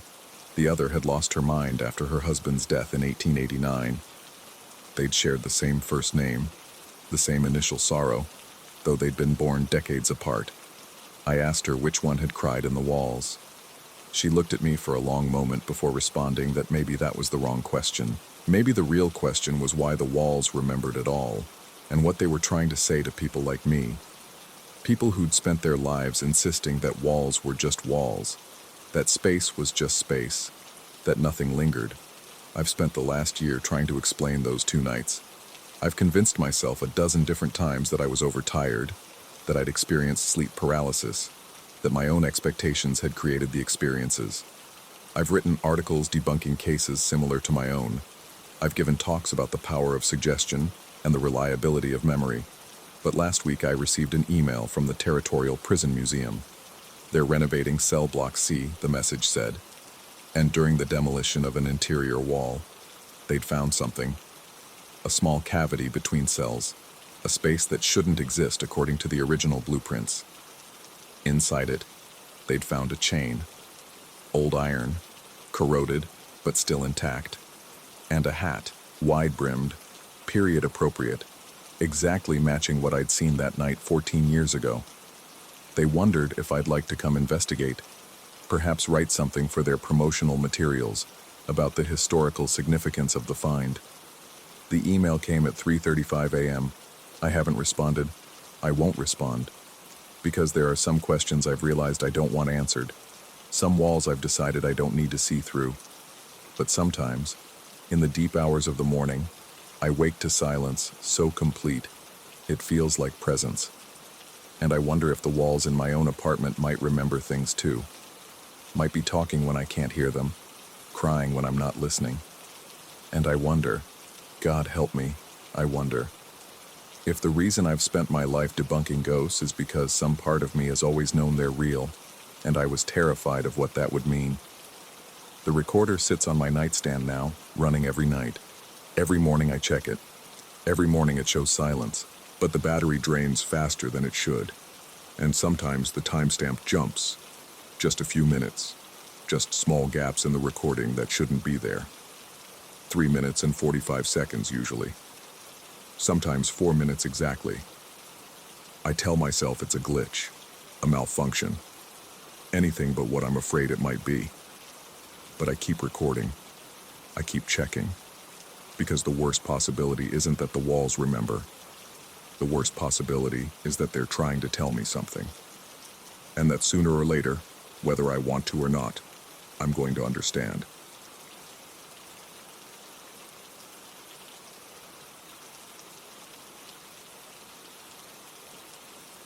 Story 6.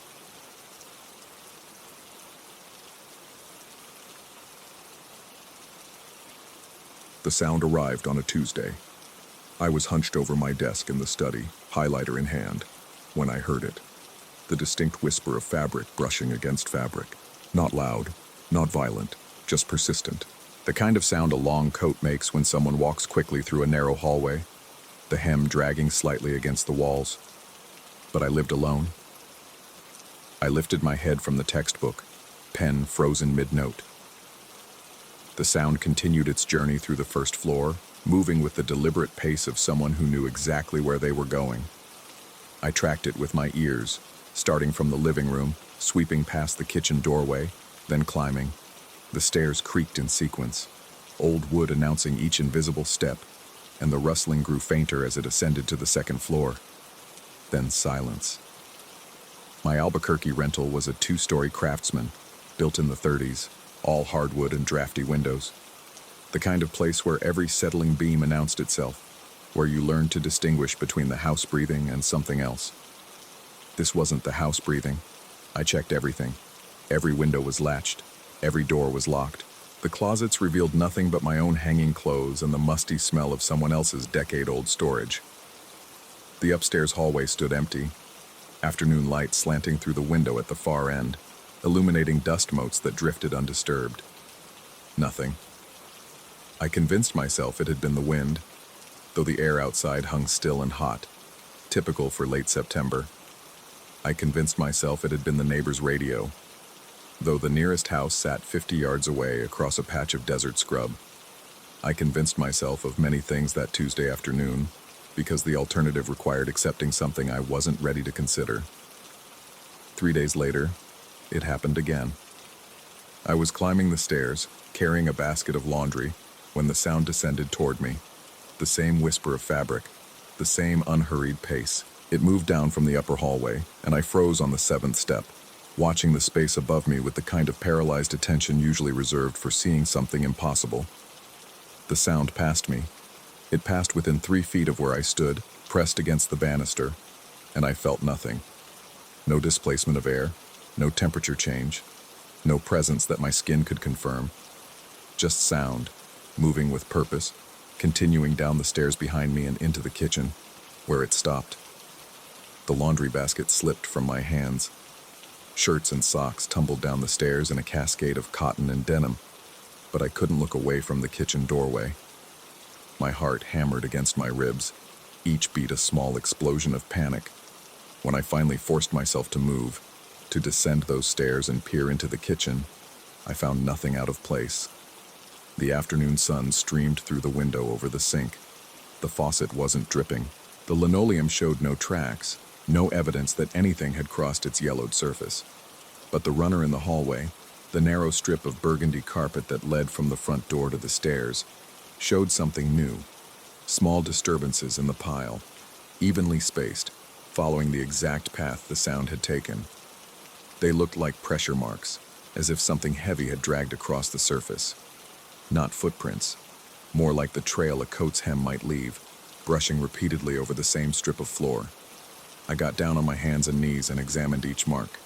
They were shallow, barely visible except when the light hit them at the right angle. I ran my fingers over them, feeling nothing but the slight difference in texture, where the fibers had been pushed in one direction. The marks hadn't been there that morning. I was certain. I vacuumed every Thursday, and Thursday had been yesterday. That night, I didn't sleep well. I kept listening for the sound. straining my ears against the darkness, but heard only the ordinary symphony of an old house at night. The refrigerator's hum, the occasional groan of pipes, the scuttle of what I hoped was just desert mice in the walls. The next week brought a heat wave that pushed temperatures past 100 degrees. I kept the windows closed and the cooler running, creating a constant white noise that should have masked any subtle sounds. It didn't matter. On Wednesday evening, while I was making dinner, the rustling moved through again. Living room to stairs, up to the second floor. The pattern was becoming familiar, almost routine, except routines shouldn't exist for things that aren't there. I started making notes, dates, times, duration, path. I told myself it was objective observation, data collection, the scientific method applied to an anomaly. Really, it was a tether to rationality, something to prove I wasn't losing my mind. The entries remained frustratingly consistent. Every few days, always following the same route, always at different times, morning, afternoon, evening, never quite predictable enough to anticipate. My focus began to fray. I'd read the same paragraph 4 times and retained nothing. My notes for the upcoming exam devolved into scattered fragments, half-formed thoughts breaking apart before I could capture them. I caught myself staring at empty doorways, waiting. The house felt different now.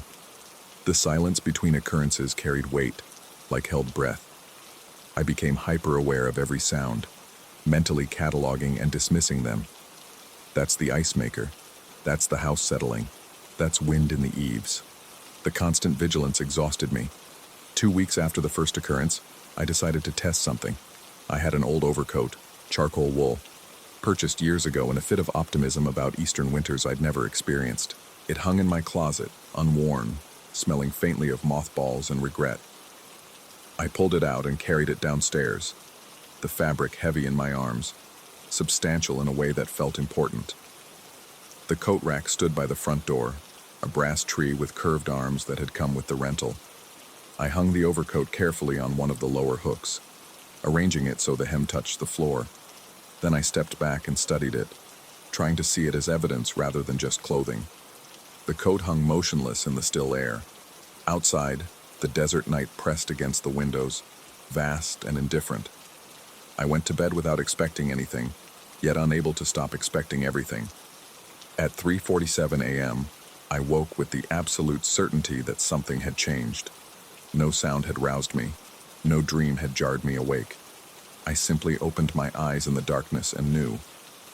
I found the overcoat on the landing of the second floor. It lay draped over the banister, one sleeve hanging down toward the lower level, the other stretched along the railing as if reaching for something.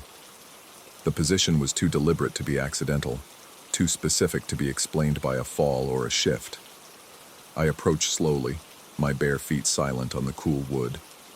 When I reached the coat, I picked it up with shaking hands. The hem was wet, not damp, wet, soaked through in a band 3 inches high, as if the coat had been dragged through morning dew, though no dew existed inside this climate-controlled house. I squeezed the fabric and water dripped onto the hardwood, each drop loud in the silence, each one impossible. I checked every faucet, every pipe I could access. Nothing leaked.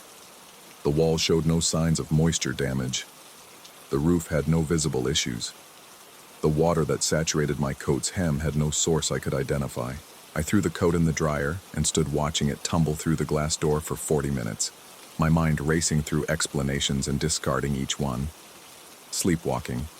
I'd moved it myself while unconscious, except I'd never sleepwalked before, and the water remained unexplained. A leak I'd missed, except I'd checked everywhere, and no leak would wet only the exact hem of a coat. A prank. Except I lived alone, miles from neighbors, and the doors were locked from the inside. The dryer buzzed. I pulled out the coat, now warm and dry and smelling of artificial spring meadow.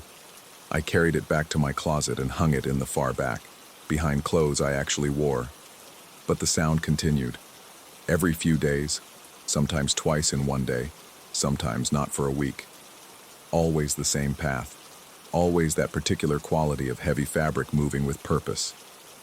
I stopped checking for the source. What was the point? Whatever this was, it existed outside my ability to verify or prevent. The runner showed more marks now. The entire length of it bore the faint pattern of something dragging, over and over, wearing a path like water wears stone. I stopped vacuuming, afraid that erasing the marks might somehow make things worse. Though I couldn't articulate why, my studies suffered. I missed an exam, spacing out during a lecture and losing track of time completely. When fellow students asked if I was okay, I heard myself giving vague excuses about insomnia, about stress, about adjusting to the altitude. They nodded with understanding expressions that made me want to scream the truth. Something impossible was happening in my house, and I had proof, and the proof only made everything more terrifying. Because proof meant I wasn't hallucinating. Proof meant the wet hem, the marks in the carpet, the sound itself. All of it was real in some way I couldn't rationalize. I started sleeping on the couch, unable to bear the second floor where the sound always ended its journey. I left lights on throughout the house, a child's defense against darkness that accomplished nothing except higher electricity bills.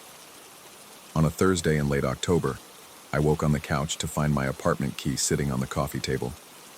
I kept my keys on a hook by the door, the apartment key on a ring with two others I rarely used. I distinctly remembered hanging them there before bed.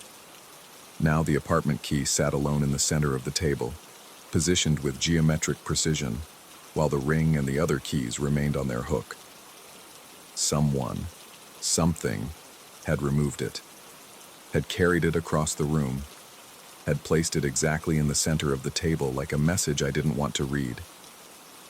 My hands trembled as I picked up the key. It was cold, colder than room temperature should allow, and when I looked closely, I saw something that made my breath catch.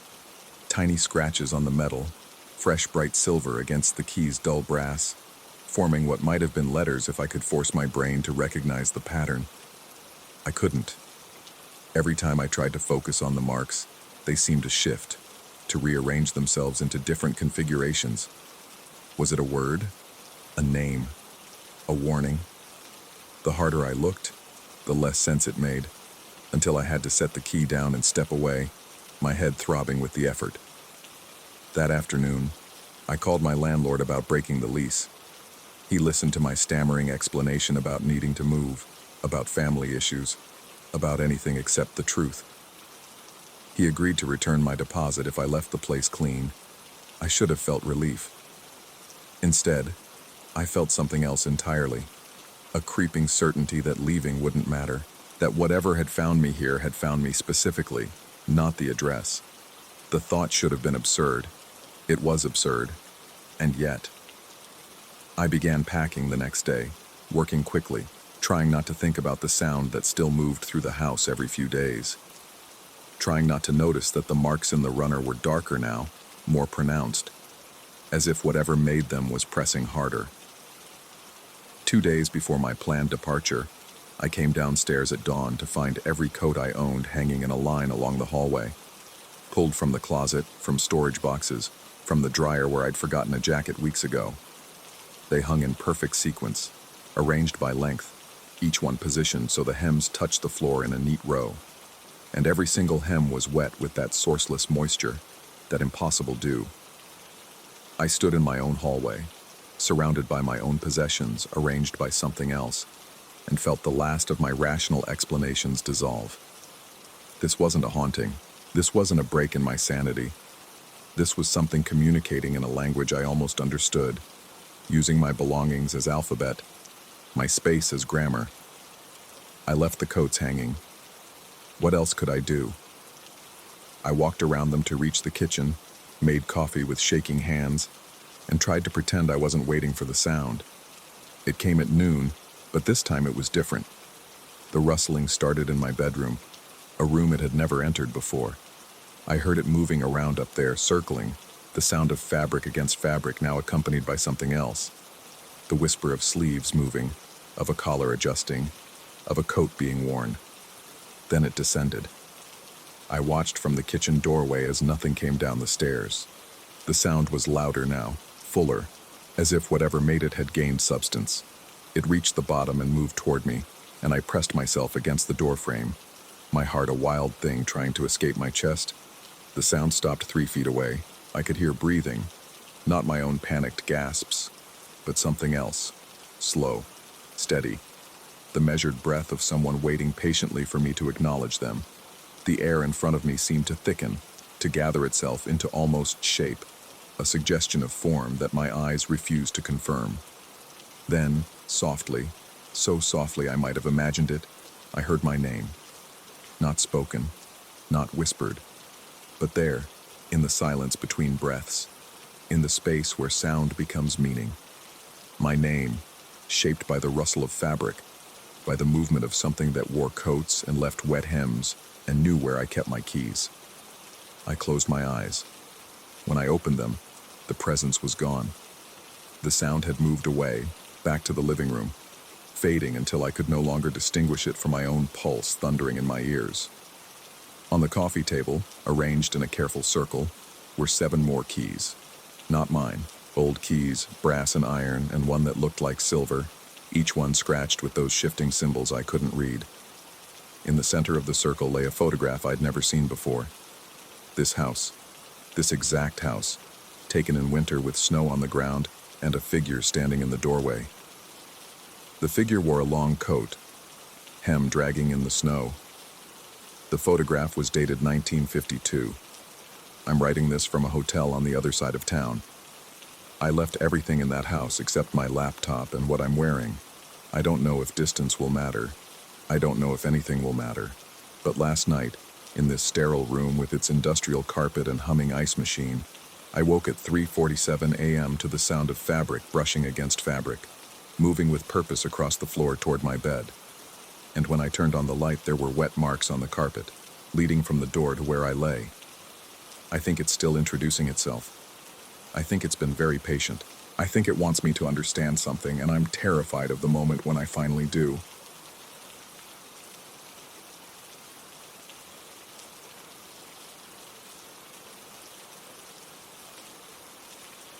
Story 7.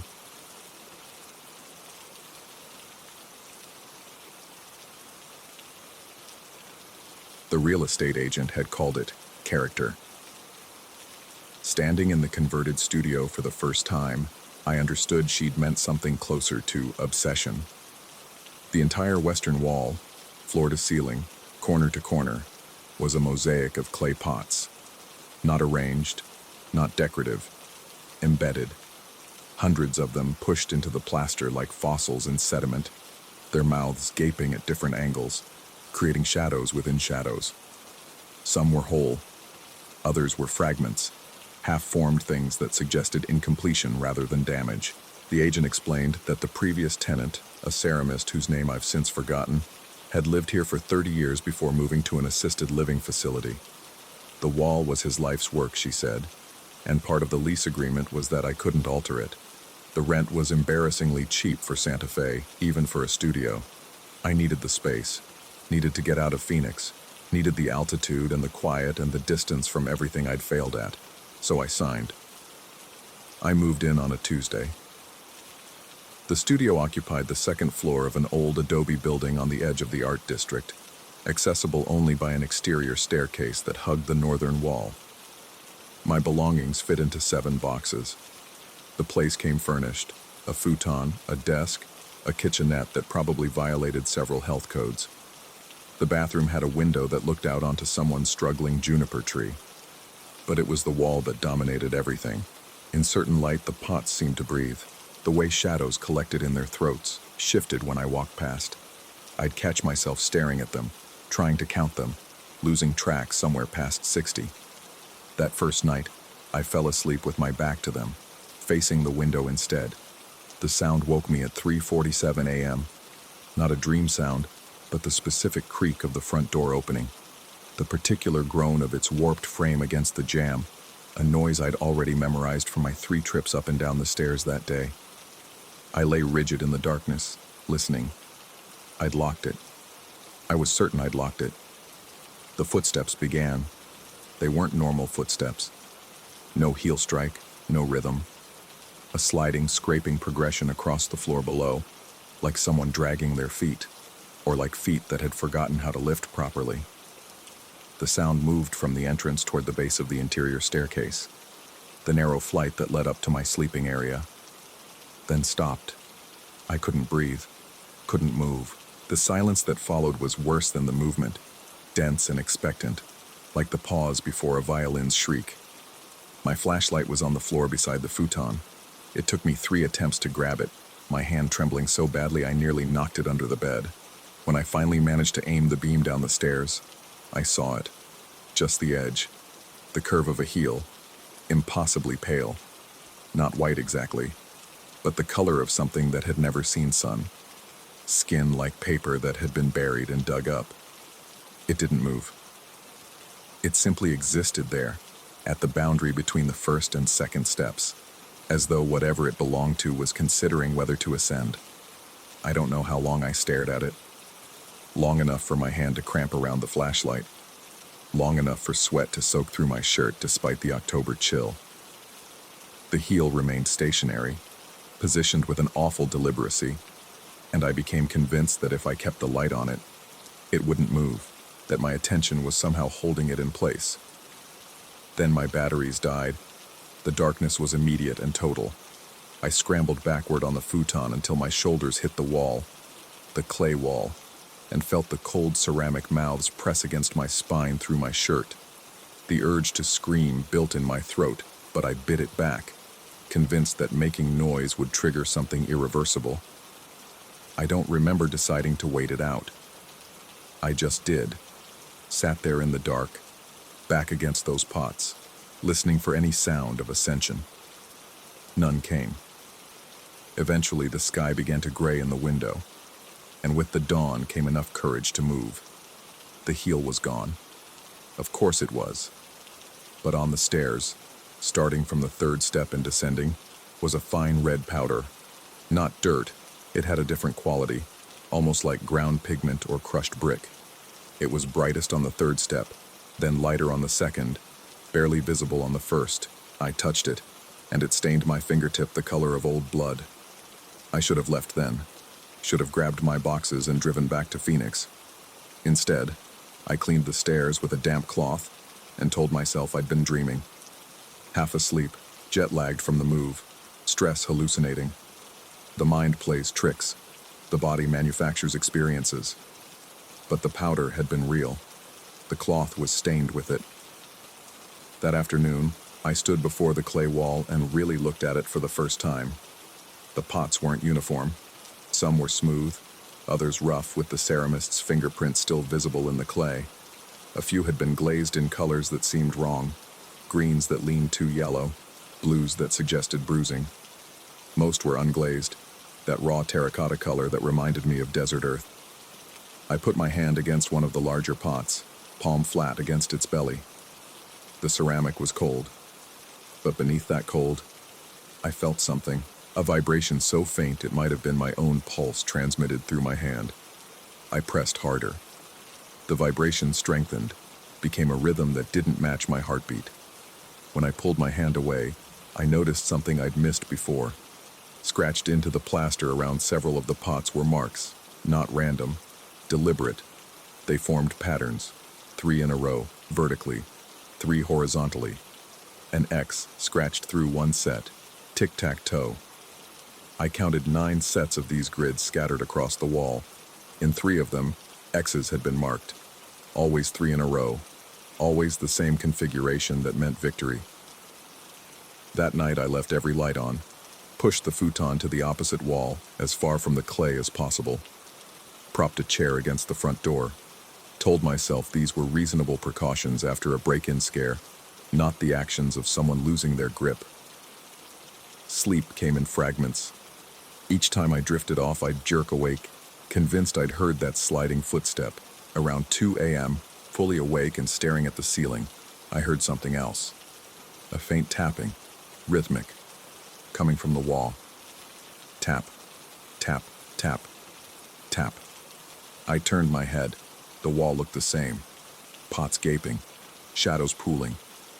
But the sound continued, echoing from inside the ceramics like someone knocking from within. Then I saw it. One of the pots, a medium-sized one near the center of the wall, unglazed and rough, was vibrating, just slightly, just enough to make the shadows in its mouth flutter. I approached it the way you'd approach a wounded animal, slowly, ready to flee. When I was close enough to touch it, the vibration stopped. The silence rushed back in. My hand moved without conscious decision, fingers finding the grid scratched into the plaster beside the pot. Someone had marked an X in the center square. I traced it with my fingertip, felt the groove in the plaster.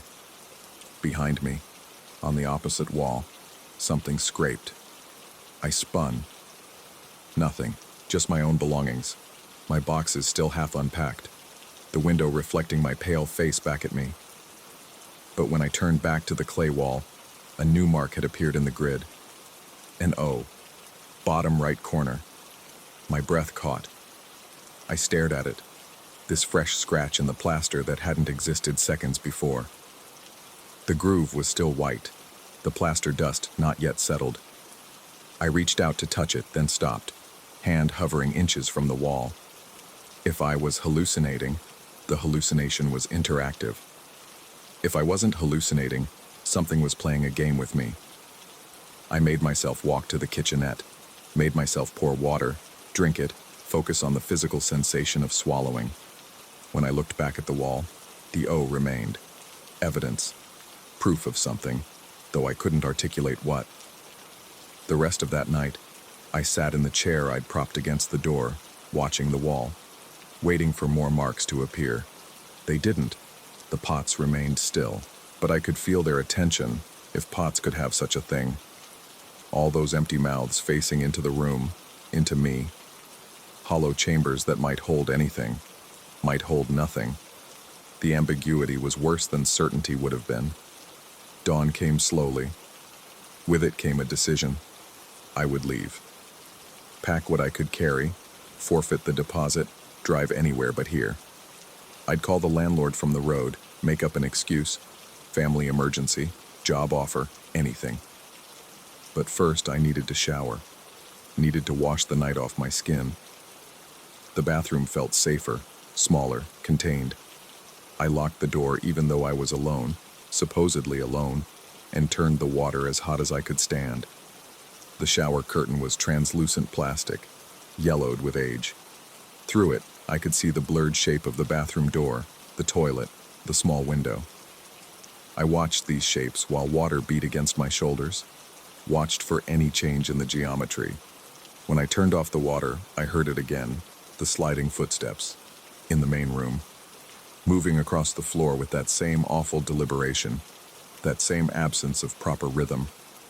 I didn't move, stood dripping in the tub, hand still on the shower knob, watching the bathroom door through the curtain. The footsteps stopped. Right outside, I could see the shadow at the base of the door, two crescents where feet would be, if feet cast shadows like that. The doorknob began to turn. I'd locked it. I'd definitely locked it.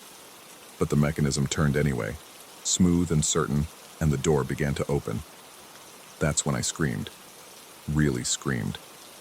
The sound bounced off the tile and came back at me, and I grabbed the shower curtain and yanked it closed, as if plastic could protect me from anything.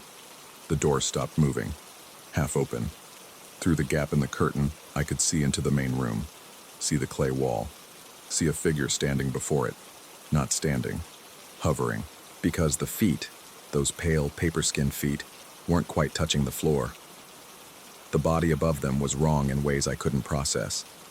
Too thin in places, too swollen in others, like clay that had been worked by hands that forgot human proportions. And the head was turned away, facing the wall, studying the pots with an intensity that felt like hunger. It raised one arm, long, too long, and touched the wall. The vibration that came from the pots was audible now, a low hum that made my teeth ache. The figure's fingers moved across the embedded ceramics, touching each one, and with each touch the hum changed pitch, creating a melody of sorts. A song made of clay and emptiness. Then it turned its head toward the bathroom. I couldn't see its face. The doorframe blocked it, but I felt its gaze land on me through the curtain. through the steam, through everything that should have hidden me. That attention was physical, a pressure against my chest that made breathing difficult. It began to move toward the bathroom. I don't remember the next part clearly. My mind has filed it under survival response and locked away the details. I remember hurling myself out of the tub, naked and dripping. Remember shouldering past the figure, feeling something cold and yielding against my skin. Remember running down the interior stairs in a panic so pure it transcended thought. The red powder was everywhere, coating the steps like someone had walked up and down them 100 times. My wet feet left prints in it, dark red impressions that looked like wounds. I grabbed my keys from the hook by the door. Miraculously, impossibly, they were there, and fled. Down the exterior stairs, barefoot on cold metal, not caring about the sunrise witnesses or my nudity or anything except the need to put distance between myself and that studio. My car was in the lot behind the building. I got in, locked the doors, and sat there shaking for an hour before I could make my hands steady enough to drive. I went to a motel, bought clothes at a thrift store, tried to convince myself to call the police, then couldn't figure out what I'd tell them. That I'd seen a ghost, that a clay wall was playing tic-tac-toe, that something with pale feet had invaded my studio. 3 days later, I went back, mid-afternoon with the sun high and brutal. Brought a friend from a coffee shop I'd been haunting, told him I needed help moving, offered him $50, safety in numbers, witnesses, sanity checks. The studio looked normal, aggressively normal.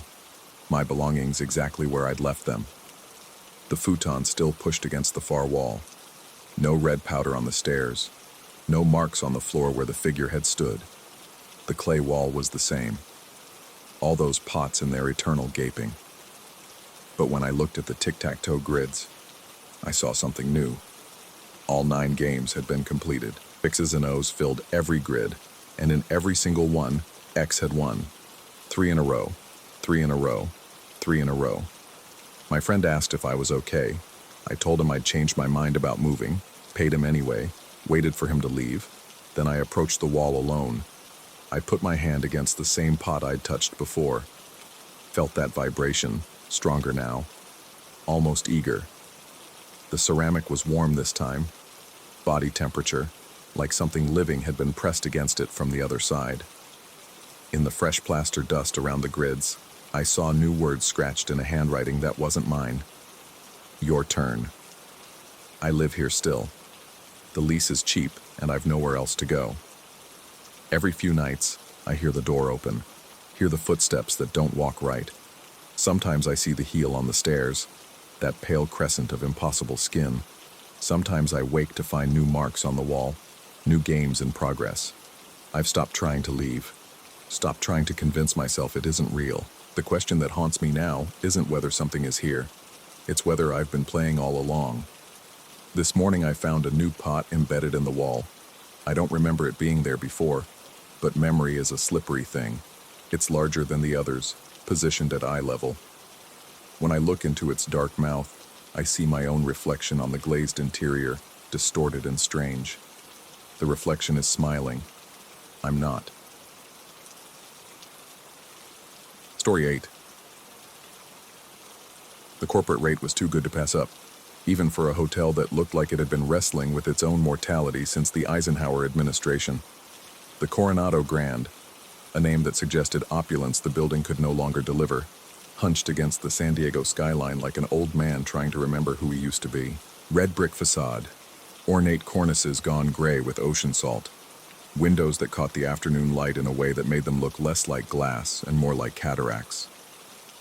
I checked in at 3 p.m. on a Thursday, my shirt still damp with airplane sweat and rental car air conditioning that never quite worked right. The lobby smelled of lemon furniture polish struggling against something underneath, mildew maybe, or that particular staleness that comes from carpets that have absorbed decades of footsteps and forgotten conversations. The woman behind the desk had the rehearsed smile of someone who had given the same welcome speech so many times the words had become a mantra instead of a greeting. Room 412. 4th floor. Continental breakfast from 6 to 9. The elevator groaned upward with the resigned wheeze of old machinery. and I watched the brass arrow crawl across the Art Deco number panel. Someone had polished it recently. I could smell the metal cleaner, but the effort only made the tarnish around the edges more obvious, like trying to hide a scar with makeup. The fourth-floor hallway stretched longer than it should have, a trick of the narrow width and the repeating pattern of the carpet. Burgundy with gold filigree that had faded to the color of old blood and tarnished brass. Wall sconces cast more shadow than light. My room sat at the end, naturally, because hotel architecture has its own sense of dramatic irony. The key, an actual brass key, not a card, turned with a solid click that felt almost satisfying. The room itself seemed caught between renovation and decay, like someone had started updating it and then lost interest halfway through. New flat-screen TV mounted on the wall, but the wallpaper behind it showed water stains in the shape of continents that didn't exist. Fresh linens on the bed, but the curtains still carried the weight of cigarette smoke from before smoking bans. That yellowish residue of 1,000 businessman's stress relief sessions. I was unpacking when the housekeeper appeared in my doorway, her cart blocking most of the entrance. She had the weathered look of someone who had been working in the same building long enough to become part of its infrastructure, more fixture than employee. "You need anything else?" Her accent suggested roots somewhere south of the border, but her English had the flattened vowels of someone who'd lived in California long enough to lose the music. I shook my head, gestured at the fresh towels. She nodded, but didn't move. Instead, she glanced at her cart, piled with folded linens, bottles of cleaning supplies, the usual detritus of hospitality work, and then back at me with an expression I couldn't quite parse. "Funny thing about these carts," she said, half laughing in that way people do when they're testing whether you'll think they're crazy. "Sometimes I come back from a room and everything's been rearranged. Towels I know I left messy, all folded perfect, bottles lined up like soldiers." I offered a polite smile, the kind you give to strangers who are trying to make conversation when you'd rather they wouldn't. "Figured I was just forgetting," she continued, pushing the cart back slightly. "But it happens on floors I haven't even been to yet." She shrugged, the gesture carrying years of learned resignation. "Old buildings, you know, they got their own way of doing things." After she left, I finished unpacking with the kind of mechanical efficiency that comes from too many business trips. Laptop on the desk. Phone charger plugged into the outlet by the bed. Pants folded over the back of the armchair, shirt draped across the top. I had a dinner meeting at 7. The whole reason for this trip compressed into 2 hours of appetizers and forced enthusiasm about quarterly projections. The meeting ran long, as they always do, and by the time I returned to the Coronado Grand, my head was fuzzy with wine I'd drunk to seem sociable, an exhaustion that had less to do with the time zone change and more to do with the grinding tedium of pretending to care about market penetration strategies. The lobby was empty, except for a night clerk who looked up from his phone long enough to nod in my direction before returning to whatever was more important than acknowledging guests. The elevator groaned upward again, and I counted the floors in my head. 1, 2, 3, 4. But the number panel seemed to hesitate between 3 and 4, the arrow quivering like something uncertain. When the doors finally opened, the hallway looked different in the night lighting. The sconces threw longer shadows, and the burgundy carpet seemed darker, almost black in the spaces between pools of light. My room was exactly as I'd left it, except it wasn't. The pants I'd draped over the chair were now folded with military precision, creases sharp enough to cut. The shirt had been placed inside my suitcase, also folded, also perfect. I stood in the doorway for a long moment, trying to remember if I'd done that myself.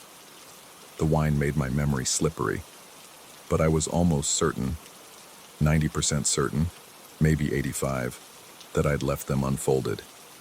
The kind of careless draping you do when you know you'll just unfold them again the next morning. Housekeeping, probably. Evening turn-down service I hadn't requested, except there was no chocolate on the pillow, no note, no sign that anyone had been in the room at all, except for these impossibly neat folds. I checked the door lock. Still engaged, the chain still hanging loose where I'd left it, because I never used the chain. The window overlooked an alley, 4 stories up, no fire escape. Everything else seemed untouched. Laptop still on the desk. Wallet still on the nightstand. Phone charger still plugged in. Just housekeeping, I told myself. Enthusiastic housekeeping. I brushed my teeth, changed into the t-shirt and boxers I slept in, and climbed into bed. The mattress was softer than I'd expected, the kind that makes you sink down and wonder if you'll be able to get up in the morning. The pillows smelled like industrial detergent and something floral underneath, probably the same scent they used in every chain hotel from here to Boston.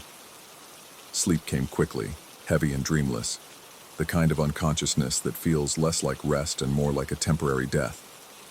The weight woke me, not a sound, not a light, just the sudden, unmistakable sensation of someone sitting down on the edge of the bed, the mattress compressed, springs shifting with the physics of occupied space. My eyes snapped open to darkness so complete it felt textured, and my heart started hammering with the kind of primal panic that bypasses rational thought entirely. The bedside clock read 4:07 a.m. in glowing red numbers. I held my breath, listening. Nothing. No breathing, no movement, no sound except the old building settling around me and the distant hum of the heating system. But the weight remained, keeping the mattress depressed, keeping my body tilted slightly toward the edge where someone, something, was sitting. I reached for the lamp, fingers fumbling for the switch. The light came on with a click that sounded too loud in the silence, and I jerked upright, heart in my throat. Empty. The bed was empty. The indentation I could swear I'd felt, had vanished. The mattress lay flat, undisturbed, the covers smooth except where I'd thrown them back. I stared at the spot for a long time, breathing hard, trying to reconcile the sensory certainty of weight with the visual evidence of nothing. That's when I saw the reflection. The TV was off, screen black as a mirror, and in that darkness I could see the room behind me rendered in dim, distorted relief. The bed, the nightstand, the window with its heavy curtains, and there, against the dresser opposite the TV, a figure in a dark suit, standing perfectly still, hands clasped in front, face obscured by the poor resolution of the reflection, but the posture unmistakable. Someone waiting, someone watching. I spun around so fast my neck cracked. The dresser held only the complimentary flowers, fake roses in a glass vase, the kind of desperate attempt at elegance that only emphasizes the cheapness of everything else. No figure, no suit, just flowers and the water-stained wallpaper, and my own reflection in the mirror above the dresser, wide-eyed and pale. I looked back at the TV screen, empty now. Just the room reflected back at me, everything in its place, everything accounted for, except I'd seen it. I'd seen him. The suit, the posture, the presence. I didn't sleep the rest of the night. I sat in the armchair with every light on, laptop open to provide additional illumination, and searched for information about the hotel. Reviews mostly, the usual complaints about noise and outdated decor and breakfast that tasted like cardboard. But buried in the older reviews, the ones from 5, 6, 7 years ago, were other comments. Someone mentioned feeling watched. Another person described electrical issues, lights flickering, TV turning on by itself. One review from 2019 used the phrase, "someone who checks if everything is in order," and then dismissed it as probably just night staff making rounds.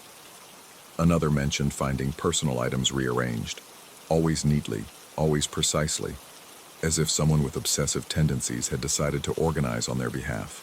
The most unsettling review came from 2017, written by someone who claimed to work in the hotel industry and knew what normal operations looked like. They described waking at 4 a.m. to the sensation of being examined, that specific feeling of eyes moving over you with clinical assessment. They also mentioned a reflection in the TV screen, a figure in formal attire that vanished when directly observed. The review ended with a single line, "I don't believe in ghosts, but something in that hotel believes in routine." Dawn came slowly, gray light seeping around the curtains like water finding cracks. I showered, dressed, and went down for the continental breakfast I had no appetite for. The lobby looked different in daylight, less sinister, more just tired. The morning clerk, different from the night one, smiled and asked if I'd slept well. I lied and said yes.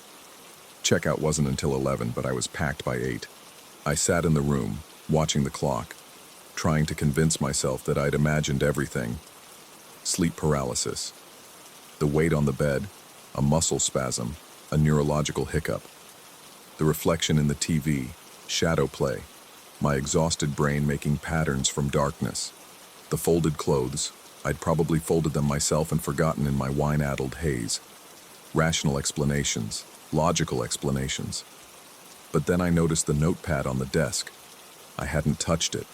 Hotel notepads were something I never used. I had my phone, my laptop, no need for paper. But there it was, and on the top sheet, someone had written in precise architectural handwriting, occupancy verified, arrangements satisfactory, routine maintained, no signature, no date. Just those 3 sentences in ink that looked fresh, the paper slightly indented from the pressure of the pen. I stared at it for a long time, long enough that the heating system cycled on and off twice, long enough that the maid cart rattled past in the hallway outside. Then I very carefully tore off the sheet, folded it, and put it in my wallet. I checked out early. The desk clerk, the same rehearsed smile, the same vacant politeness, asked if everything had been satisfactory. I said yes, because what else could I say? That your hotel has a presence that reorganizes luggage and sits on beds and watches guests sleep? That something wearing a suit appears in reflections but not in reality? That I felt examined, assessed, cataloged by something that exists in the space between 4 a.m. and dawn? She smiled and wished me a safe trip. I'm writing this from the airport, waiting for my flight back to New York, and I can't stop thinking about that note. The handwriting was too perfect, too practiced, the kind of penmanship they don't teach anymore, the kind that suggests someone who learned to write with a fountain pen and strict attention to form. Someone from another era. Or maybe I'm losing my mind. Maybe the stress of work and travel and pretending to care about quarterly projections has finally fractured something fundamental in my ability to distinguish between real and imagined. Maybe I wrote that note myself in some kind of fugue state and don't remember. Maybe the weight on the bed was nothing more than my subconscious manifesting physical symptoms of anxiety. Maybe. But I keep thinking about what the housekeeper said, about the carts that arrange themselves, about old buildings having their own way of doing things, about routines that persist beyond the people who establish them, habits that calcify into something more than habit, that take on a life, or an unlife, of their own. I'm thinking about booking a different hotel next time, somewhere new, somewhere without history. But part of me, a part that's growing larger the longer I sit here, the more I turn that folded note over and over in my hands, suspects it won't matter.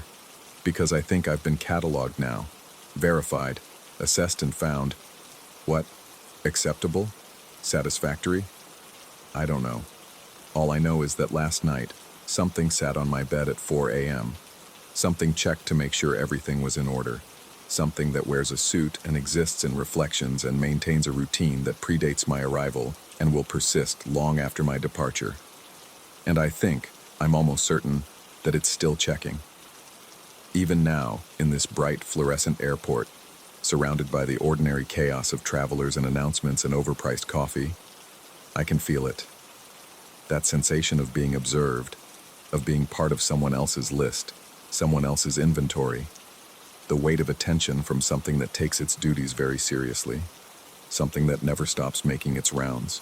My flight's boarding. I should go. But I keep looking at the reflections in the window glass, the dark screens of the departure monitors, any surface that might show me what I can't see directly, watching for a figure in a suit, waiting for the confirmation that I haven't imagined any of this, or hoping that I have. I'm not sure which possibility frightens me more.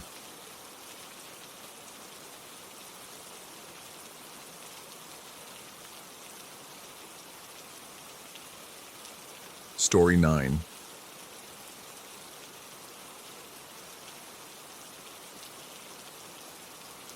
The thing about warehouse work is that nobody tells you about the silence. Not the quiet, silence. The kind that presses against your eardrums until you hear your own pulse, until the building itself seems to hold its breath. I found my hiding spot 3 months into the job, tucked behind pallet 47 in Sector D, where the camera coverage dies in a perfect 3-foot radius. The security guy who trained me, old-timer with coffee breath, had shown me the blind spots on his monitor with something like pride, as if the gaps in surveillance were features rather than flaws. Weekends were different. Skeleton crew, just me and 2 others spread across 200,000 square feet of concrete and metal shelving that reached toward fluorescent lights like the ribs of some massive beast. The building groaned when the wind picked up, structural complaints that echoed through the corridors. But that Saturday afternoon, the air outside hung still and heavy, the kind of Midwest humidity that makes your shirt stick to your spine. I'd claimed my corner around 2 in the afternoon, settling in for the final stretch before my shift ended at 5. The routine was simple: back against the wall, phone on silent, eyes half closed. The motion sensors in the corridor only triggered when you crossed their threshold, so if you stayed perfectly still in the dead zone, you could exist outside the company's electronic gaze. Invisible. Forgotten. The first sound came at 3:15. I know because I'd been watching the clock on my phone, counting down the minutes. A sigh, unmistakably feminine, soft and weary, like someone had just set down something heavy. It came from behind the pallet, from the space between the wall and the metal shelving, where there wasn't room for a person to stand. I didn't move. The rational part of my brain, the part that had spent 6 years in a cubicle before this job, immediately started cataloging explanations. Acoustic anomaly, sound traveling through the ventilation system, stress, exhaustion. The third cup of break room coffee hitting wrong, but my body knew something my mind refused to acknowledge. Every hair on my forearm stood at attention, and my breath had gone shallow without my permission. 67 minutes later, I heard her again. The voice came with direction this time, emanating from that same impossible space behind the pallet, but closer somehow, as if the geometry of the corner had shifted when I wasn't paying attention. The words were clear, measured, tinged with a politeness that felt wrong in a place like this. "Oh, hello." Not a question, not quite a statement, just those 2 words, delivered with the careful enunciation of someone speaking to a stranger at a grocery store, acknowledging an accidental meeting in the produce aisle. My throat had gone dry. I tried to swallow and couldn't. The overhead lights, those buzzing fluorescent tubes that never fully illuminate, that always leave shadows in the corners, seemed to dim, though that might have been my imagination. I should have responded, should have stood up, walked around the pallet, confronted whatever stood there. Instead, I whispered back, a barely audible acknowledgement that felt like a confession, like admitting I believed in what I was hearing. The word left my mouth as a question, though I couldn't remember deciding to make it one. "Hello?" The motion sensor in the corridor should have triggered. It always triggered. Even when the building settled, even when temperature differentials caused the metal to expand and contract, the infrared beam would catch the movement and flood the hallway with harsh white light. But the corridor remained dark, visible only by the ambient glow from the main warehouse floor 50 feet away. Then came the footsteps. Not the sharp click of heels or the rubber squeak of sneakers on concrete, but the distinct metallic resonance of someone walking on the graded catwalks that ran along the upper storage levels. Measured, deliberate, the sound moved back and forth, pacing the length of the catwalk directly above my position, and I could track it by ear. 15 feet one direction, pause, 15 feet back. The pattern repeated. 4 times, 5, 6. Each repetition carved deeper into my composure. Whoever walked up there was deciding something, weighing options, making calculations I couldn't fathom. The pacing suggested contemplation, and contemplation suggested intelligence, and intelligence suggested intention, and intention was the thing I'd been trying very hard not to think about. I checked the schedule on my phone. Both other crew members were assigned to sectors F and H, opposite ends of the building. The upper catwalks in Sector D weren't accessible without going through the main floor, which meant passing 3 separate camera zones. Nobody could have gotten up there without being recorded. Unless they'd been up there all along. The thought arrived fully formed, invasive. And once it took root, I couldn't dislodge it. How long had I been coming to this corner? 12 weeks? 13? Always the same spot, same time, same routine. Predictable, traceable. The kind of pattern that could be studied, memorized, anticipated. My badge hung from my belt loop on a retractable cord. Company policy had to be visible at all times, even though the only security checkpoint was at the main entrance and nobody ever actually checked them once you were inside. The plastic rectangle carried my photo, my name, an RFID chip that logged my movements through the facility. It knew where I was. It always knew. I unclipped it, felt the weight in my palm. The decision came from somewhere beneath conscious thought, driven by an impulse I couldn't name. I wanted the light to come on. Needed it. The motion sensor would detect the falling badge, would illuminate the corridor, would prove that the darkness was just darkness and nothing more. The badge left my hand. I watched it arc through the air, tumbling end over end, catching faint glimmers from the distant warehouse lights. It hit the concrete with a plastic clatter that seemed too loud in the silence, the retractable cord snaking out behind it. And then it moved. Not immediately. 3 seconds. 4. Long enough for me to start breathing again, to begin constructing the lie I'd tell myself about acoustic anomalies and exhaustion. Then the badge scraped across the floor, a sound like fingernails on pavement, moving in a slow arc. Not the straight slide of something kicked, not the erratic tumble of something blown. A deliberate curve, a precise half-moon trajectory, as if invisible fingers had hooked the lanyard and guided it along a predetermined path. The motion sensor stayed dark. I pulled out my phone with hands that had started to tremble, navigating to the security camera feed that I technically wasn't supposed to access, but that the old coffee breath guard had shown me how to pull up. Finding my sector, my corridor. The timestamp read 4:43 p.m. The feed showed my badge lying motionless on the floor where it had landed. I looked at the actual badge, still moving, still tracing that impossible arc. Looked back at the phone. Stationary. The discord between what I was seeing and what was being recorded felt like a tear in the fabric of something fundamental. The badge on my phone existed in one reality. The badge 5 feet from me existed in another. I occupied the space between them, and the wrongness of it made my stomach turn. The footsteps above had stopped. The silence that replaced them felt expectant, pregnant with attention. I could feel it now, the weight of being observed, a pressure against my skin like standing too close to a radiator. The air had changed texture, grown thicker, harder to pull into my lungs. I stood. The movement felt like surrender, like acknowledging rules I didn't understand. My legs had gone stiff from sitting, and I steadied myself against the pallet, feeling the rough wood grain under my palm. Real. Solid. The badge had stopped moving, resting at the end of its curved path, exactly 3 feet from where I stood. Something shifted in the darkness above. Not a sound this time. A displacement of air, a sense of mass relocating. The catwalks were open metal grating. You could see through them to the floor below, which meant anything on them could see down, could watch, could track every movement of the person hiding in the corner that the cameras couldn't see. My phone buzzed. A text from the shift supervisor, routine check-in asking if Sector D inventory was complete. I looked at the screen, at the mundane concern about whether I'd scanned the barcodes, whether the numbers matched the database. The normalcy of it felt obscene. I typed back, all clear.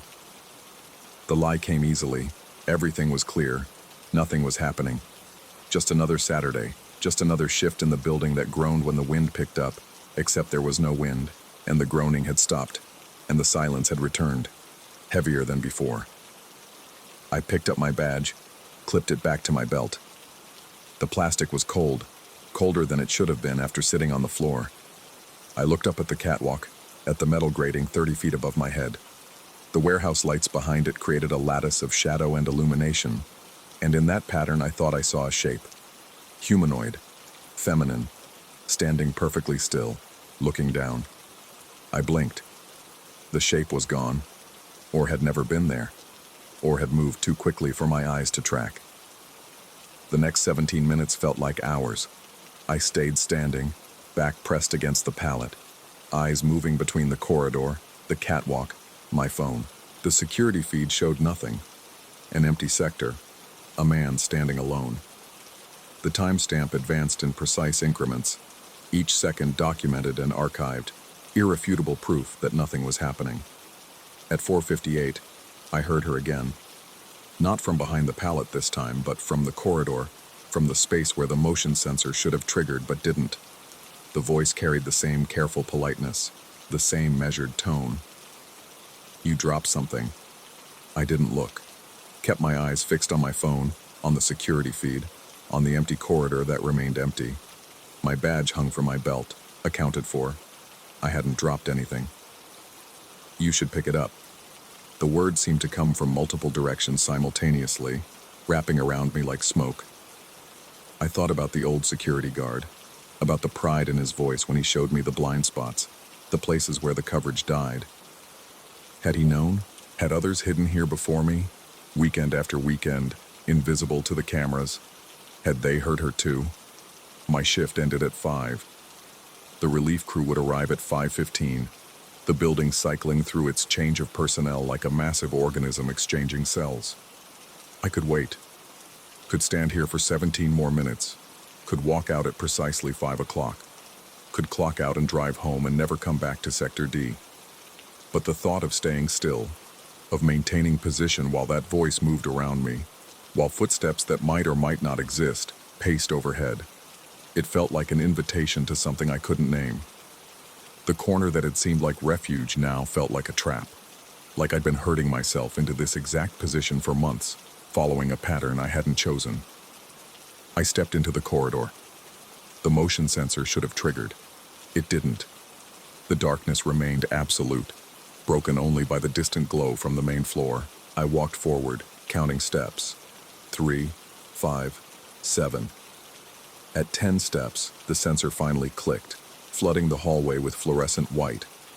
I turned to look back at my corner, at pallet 47, at the space where I'd spent so many afternoons hiding from cameras that couldn't see me anyway.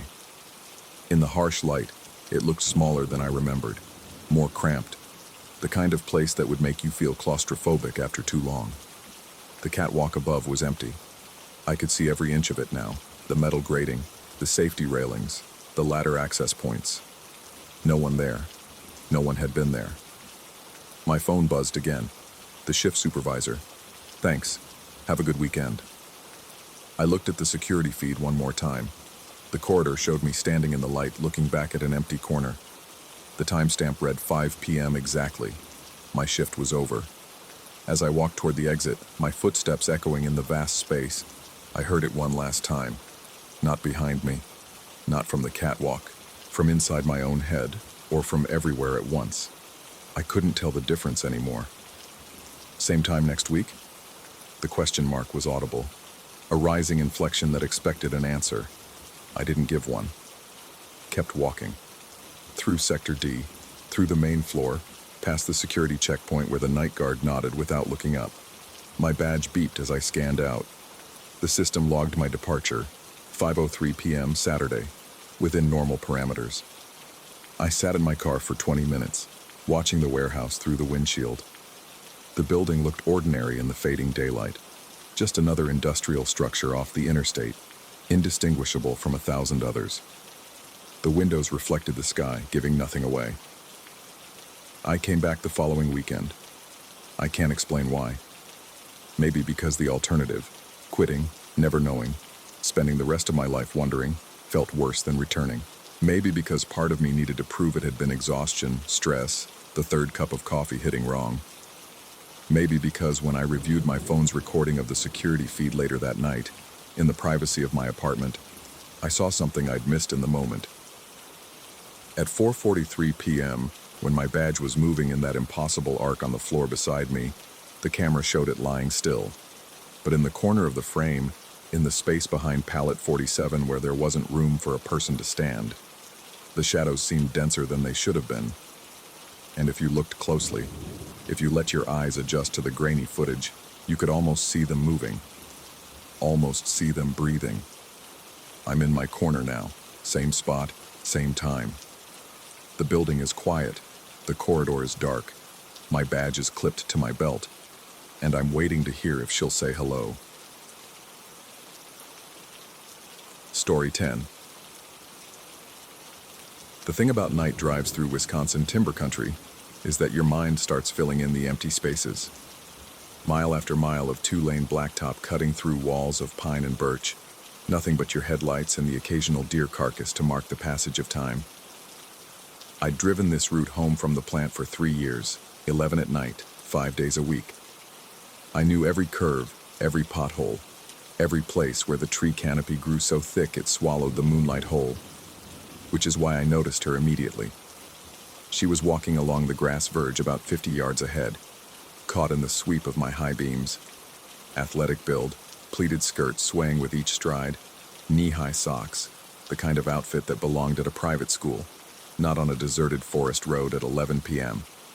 No car in sight, no house for miles, just her, moving with the kind of purposeful gait that suggested she knew exactly where she was going. I eased off the gas, let the pickup slow.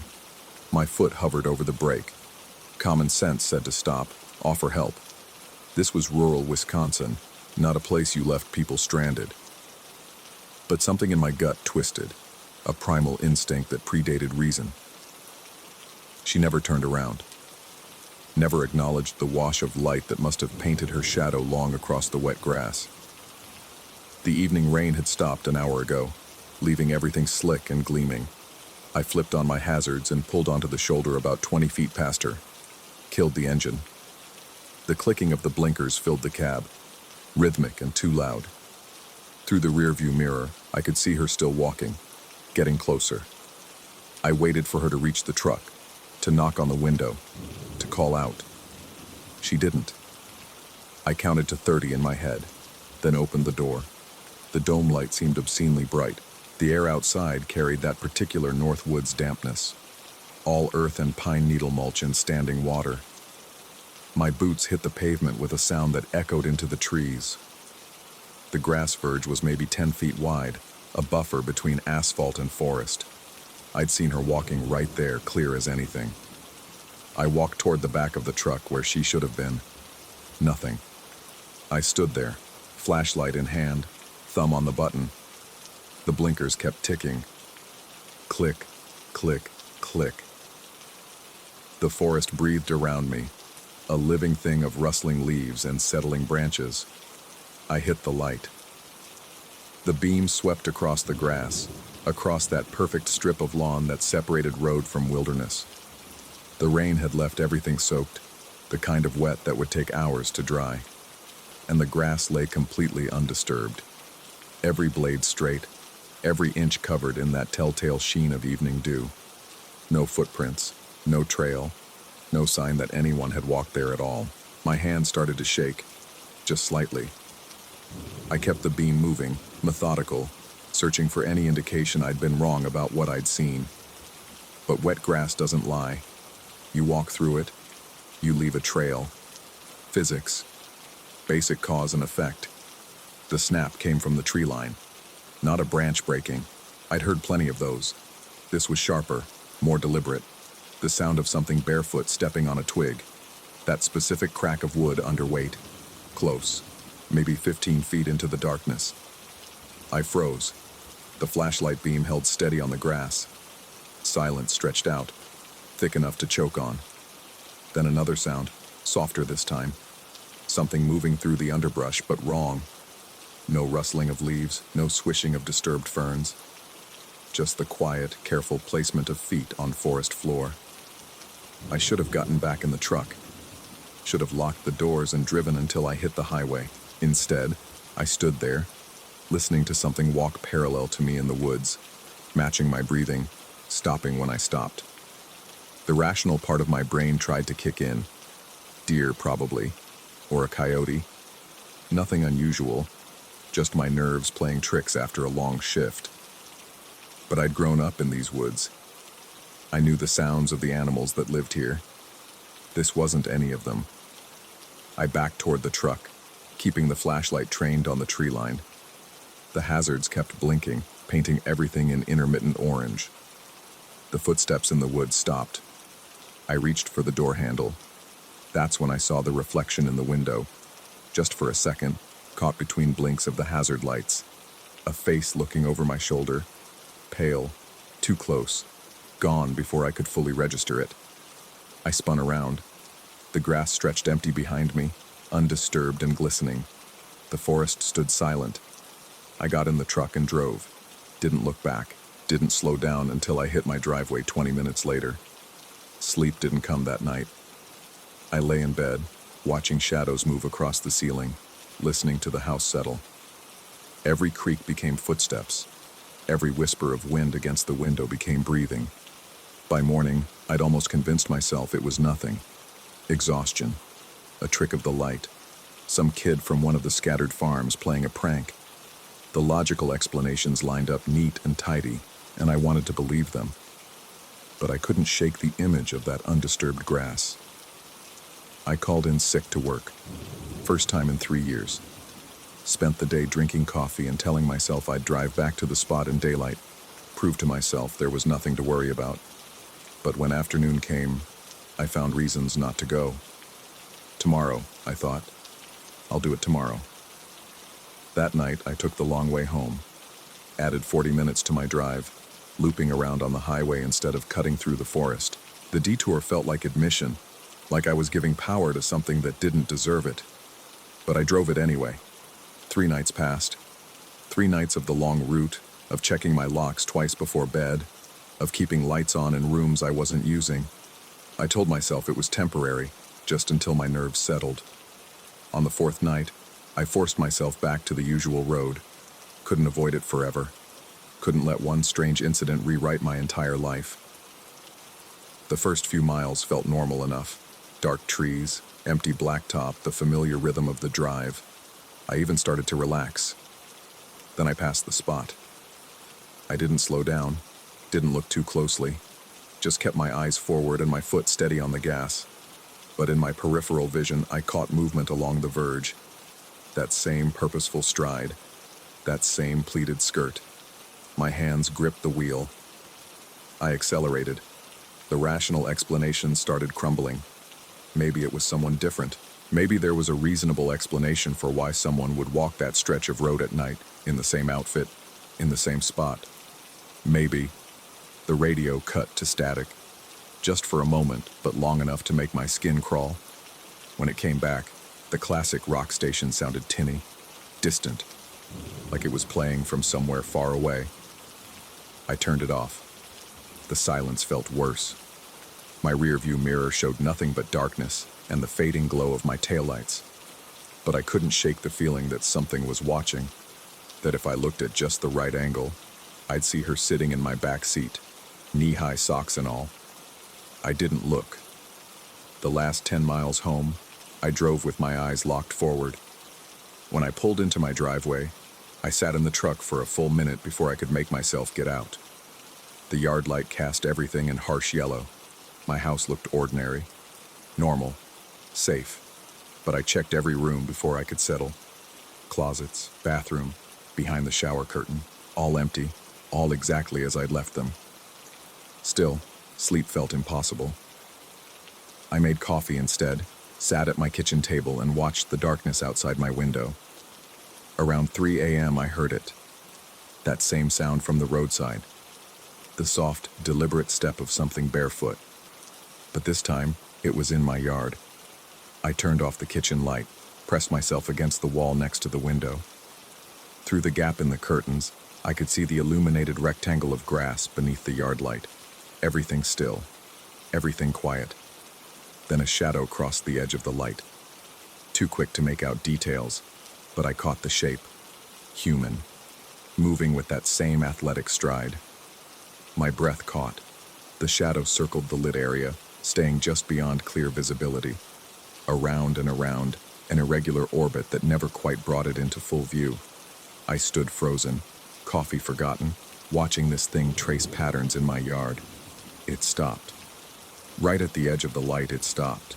And though I couldn't see a face, couldn't make out features, I knew with absolute certainty that it was looking at my window. Looking at me. I dropped below the sill. Crawled to the living room on my hands and knees. Found my phone. My fingers shook so badly it took 3 tries to dial. The sheriff's deputy arrived 20 minutes later. Nice kid, couldn't have been more than 25. He walked the perimeter with his flashlight, checked the woods behind my property, took my statement with the kind of patient professionalism that made me feel both grateful and slightly insane. He found nothing. No footprints in the soft earth beneath my window. No evidence anyone had been in the yard at all. After he left, I sat in my living room with all the lights on and tried to piece together what was happening. Hallucinations? Some kind of breakdown brought on by stress? But the grass at the roadside had been real. The undisturbed dew had been real. You couldn't hallucinate physics, unless you could. I stopped driving that road, took the long way for a week, then 2. Started seeing someone, a therapist the plant's HR department recommended.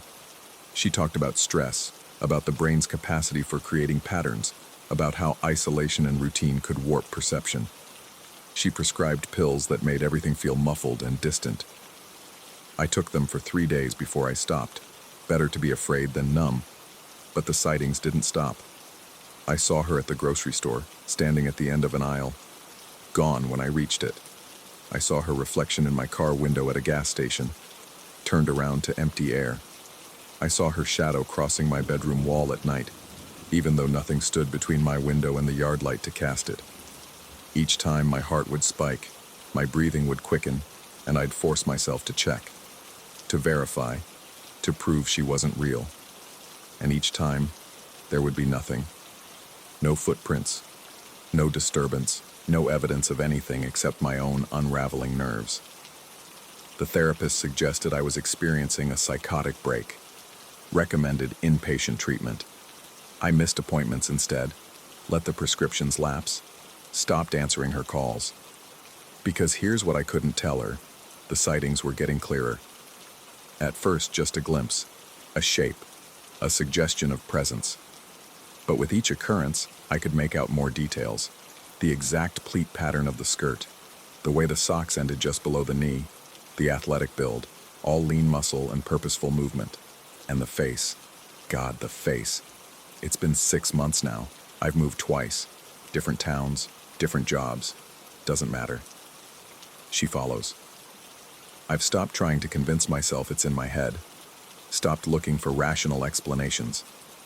The truth is simpler and more terrible. Something happened on that Wisconsin back road. Something I can't explain or escape. Some nights, I still drive past that spot. I don't know why. Some compulsion I can't name. The grass grows there, lush and thick. In daylight, you'd never know anything was wrong. But at night, when the dew settles and the moon cuts through the trees, I swear I can see them. Footprints. Hundreds of them, layered over each other, circling and pacing and wearing paths in the grass. Footprints that vanish in the flashlight beam, that exist only in that space between seeing and looking, between knowing and accepting. I don't stop anymore. I just drive past, hands white-knuckled on the wheel, eyes forward. And every time, I see her in my peripheral vision, walking, always walking, getting closer to the road with each pass. Last week, she was standing on the shoulder. Last night, she was in the road. Tonight, I have to make the drive again.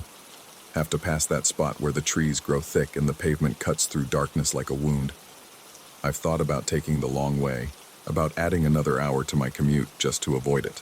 But I know it won't matter, because the real truth, the one I've been avoiding for 6 months, is this. It was never about the road. It was never about that specific stretch of Wisconsin blacktop. That was just where I noticed her for the first time. She's been walking beside me all along, and I think she's getting tired of waiting for me to turn around.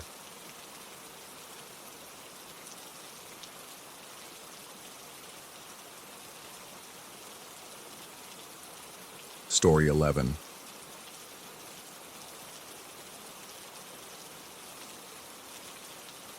The radio static hits exactly at the bridge's center point, every single time. I've tested it, measured it. The distortion begins the moment my front tires cross the midway threshold and dies the instant my rear bumper clears it. In between, There's something else bleeding through the white noise. A metallic scraping that sounds like fingernails on sheet metal. Deliberate and slow. It's been 3 months since that October night, and I still take this route home from work. I tell myself it's because the detour adds 20 minutes. I tell myself the bridge is public property, that I have every right to use it. But the truth sits heavier in my chest with each crossing. I need to know. I need to understand what happened under that narrow span of concrete and rebar, where Raccoon Creek cuts through the woods 5 miles outside Des Moines. The first time was innocent enough. 4 of us crammed into my Civic after a forgettable Thursday at the brewery. Myself, Theo, his girlfriend Jillian, and her brother Declan, who was visiting from Omaha. Someone suggested finding a quiet spot to finish our conversation about something I can't even remember now. The details before have become fuzzy, like trying to recall a dream afternoon. But everything that came after remains crystalline, preserved in the kind of clarity that trauma brands into memory. Theo directed me down Route 43, past the abandoned grain elevator, onto a gravel access road I'd never noticed, despite driving past it hundreds of times. The bridge appeared suddenly in my headlights, barely wide enough for one vehicle, its metal railings streaked with rust. Below I could hear the creek moving, swollen from recent rain. The sound was immediate and encompassing, that particular white noise of moving water that drowns out everything else. I killed the engine. We sat there in the dark, windows cracked, letting the cold October air seep in while the creek rushed beneath us. The temperature had dropped fast after sunset, and our breath began fogging the windows within minutes. Jillian mentioned how peaceful it was. Declan made some joke about horror movies starting exactly like this. We laughed, but the sound felt wrong somehow, too loud against the water's constant susurration. Then the air changed. I noticed it first as a pressure in my ears, like the barometric shift before a thunderstorm. The temperature plummeted further. I could see it in the sudden violence of our exhaled breath, in the way frost began forming on the inside corners of the windshield. The water sound grew muffled, as if someone had wrapped the bridge in cotton. That's when we heard her. The crying came from below, from the hollow space between the creek and the bridge deck. Not above it or beside it, definitely under it, in that dark cavity where only water and shadow should exist. It was a woman's voice, ragged with grief, each sob echoing as if amplified through a metal pipe. The sound had a quality I'd never encountered before and haven't since. Cavernous and intimate simultaneously, as if the weeping woman was both miles away and pressed against the floorboard beneath my feet. Nobody spoke. Theo reached for the door handle, but Jillian grabbed his wrist. The crying continued, rising and falling in waves, interspersed with sounds that might have been words in a language none of us knew. It went on for what felt like 5 minutes, but was probably less than one. Then it stopped with a finality that was somehow worse than the crying itself. Not fading away, but severed, like someone had cut a wire. In the silence that followed, I became aware of my own heartbeat, of the blood rushing in my ears, of 4 people breathing but nobody moving. Declan whispered something about leaving. I agreed. My hand shook as I turned the key. The engine caught on the 3rd try. I put it in reverse, released the parking brake, and began backing away from the bridge's far end where we'd been parked. The gravel crunched under the tires. Theo exhaled loudly, some joke about needing a drink already forming on his lips. Then the car began to vibrate. It started as a subtle tremor through the steering wheel, but within seconds it intensified into a violent shuddering that rattled my teeth.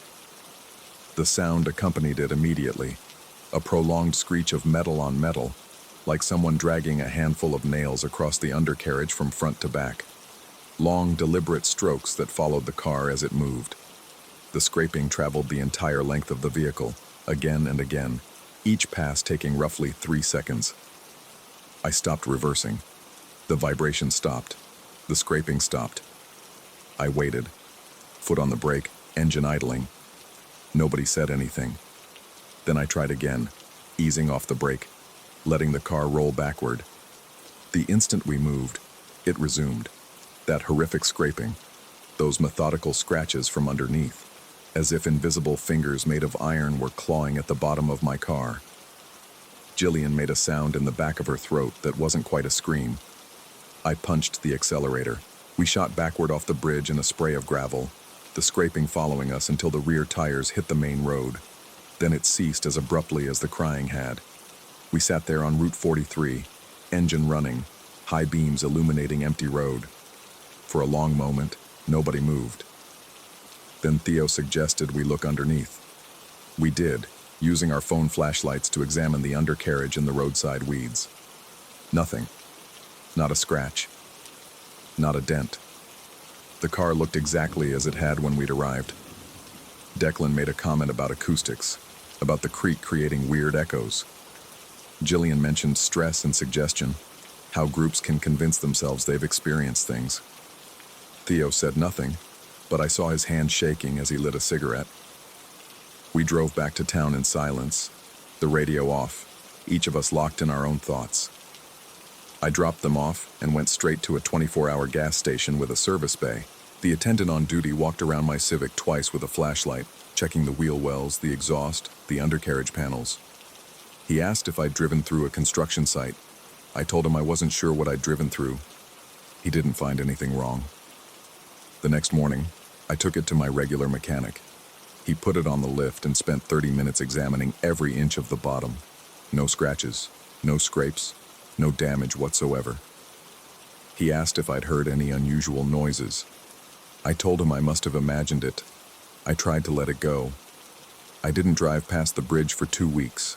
Theo and I met for drinks once, and neither of us mentioned that night. Jillian unfriended me on social media. Whether related or not, I don't know. Declan went back to Omaha, but my commute home from work takes me down Route 43. The detour through town adds time and traffic. So eventually, inevitably, I started driving past the bridge again. The first time I approached it in daylight, my hands tightened on the wheel without conscious thought. I slowed down, looking at the structure as I passed. Just a bridge. Narrow, old, unremarkable. The creek visible below through gaps in the roadside brush. Nothing unusual, nothing to explain what had happened. Then I crossed it, and the radio dissolved into static. It lasted maybe 3 seconds, the length of time it takes to traverse a 30-foot bridge at 40 miles per hour. But in that brief window, beneath the white noise, I heard something else. A low scraping, metallic and rhythmic. And underneath that, possibly the faintest echo of sobbing. I told myself it was interference. Cell tower, power lines, some mundane explanation. But my chest tightened, and I drove faster. It happened again the next day, and the next.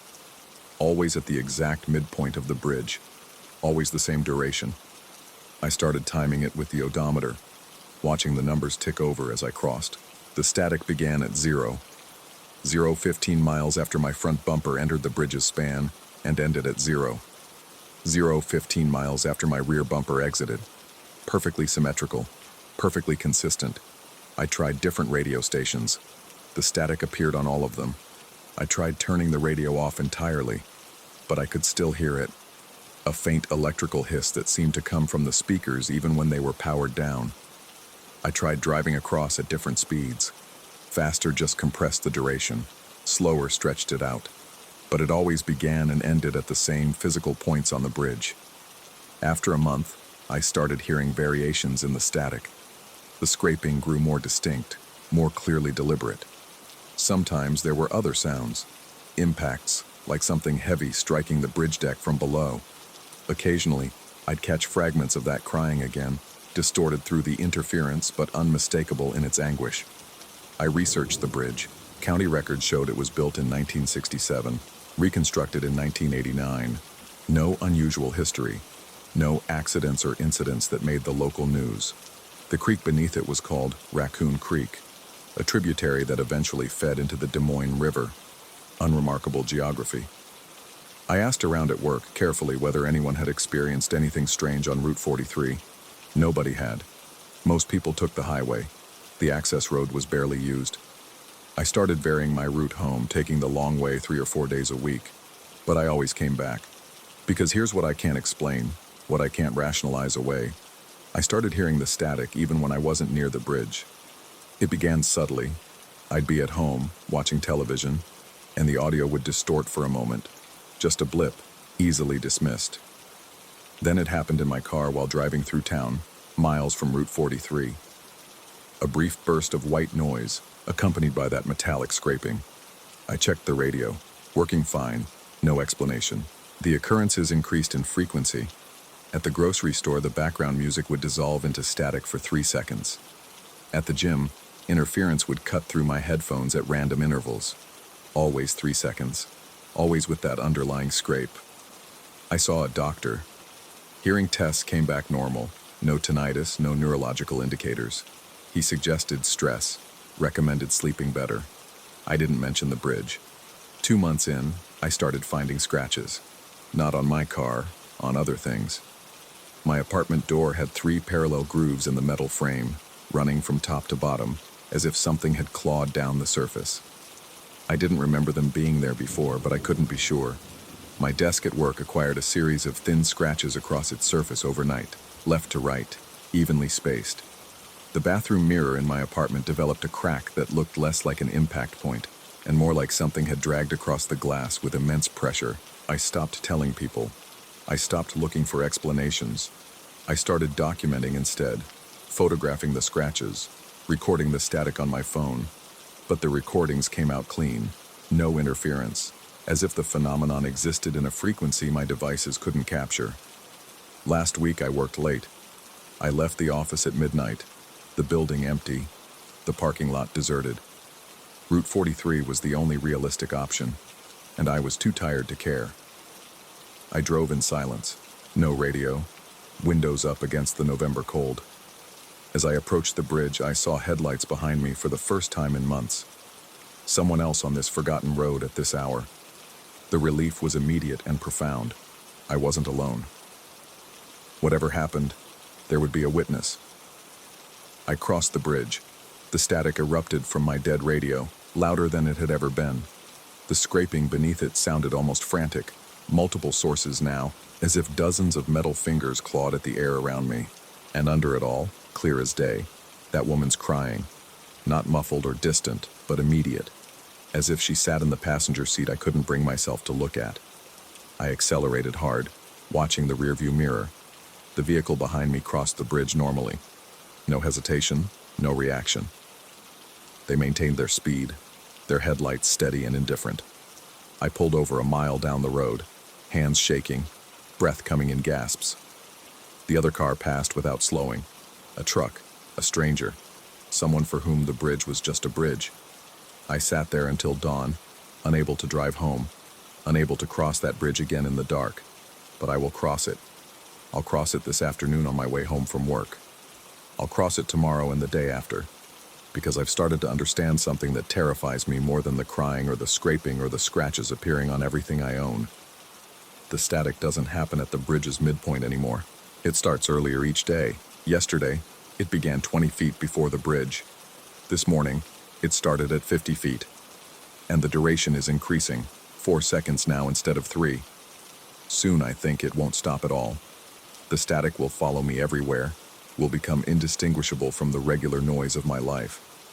The scratches will multiply until there's no surface left unmarked. And that woman, whoever she is, whatever she is, will finish her journey from under the bridge deck to somewhere much, much closer.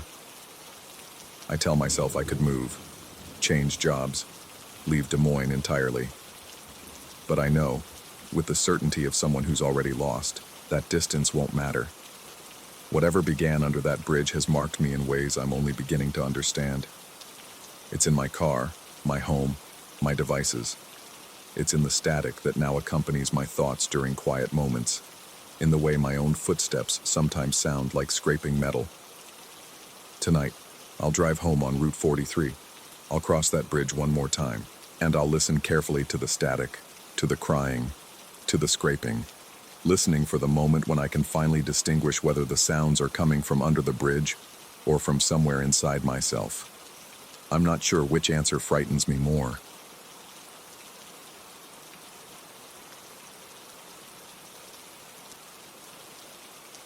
Story 12.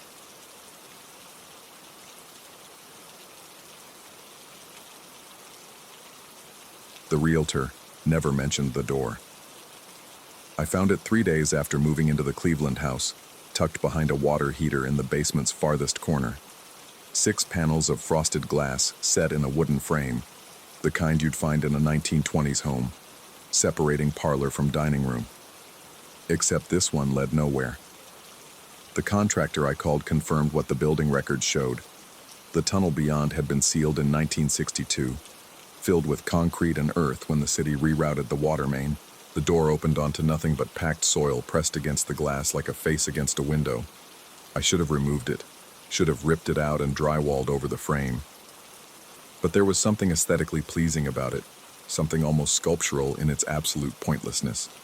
A door to nowhere. I left it alone. The first time I saw the light, I thought it was my own reflection. It was past 2 in the morning. I'd gone down for a beer from the basement fridge, padding barefoot across the cold concrete in my boxers and t-shirt. The fluorescent overhead buzzed and flickered. I'd been meaning to replace it, casting the space in intermittent shadows. As I rounded the water heater, I caught movement in my peripheral vision. A grayish glow sliding across 2 of the glass panels, left to right, like someone passing on the other side with a flashlight or a phone screen. I stood there, beer in hand, staring at the door. The light was gone, just the frosted panels reflecting the dying fluorescent, the darkness of packed earth beyond. I checked the windows, thinking maybe car headlights had somehow refracted down into the basement. But the window wells showed only the empty street. No cars, no movement. I drank my beer standing there watching the door. It didn't happen again, but it stayed with me. The next morning, showering, eating breakfast, sitting at my laptop, I kept seeing it in my mind. That sliding glow, the way it had moved with purpose, with the rhythm of a walking stride. I told myself it was the fluorescent light's death throes creating shadows, my tired brain pattern matching in the dark. Pareidolia, the human tendency to see meaning in randomness. I replaced the basement light that afternoon, a bright LED panel that flooded the space with clean, constant illumination. No more flickering, no more shadows with lives of their own. The glow came back 3 nights later. This time I was already in the basement, sorting through boxes of books I hadn't unpacked. The new light hummed softly overhead, steady and bright. I was reaching for another box when I saw it in the door's reflection. That same ashen luminescence, passing across the middle panels. Slower this time, more deliberate. I spun around. Nothing.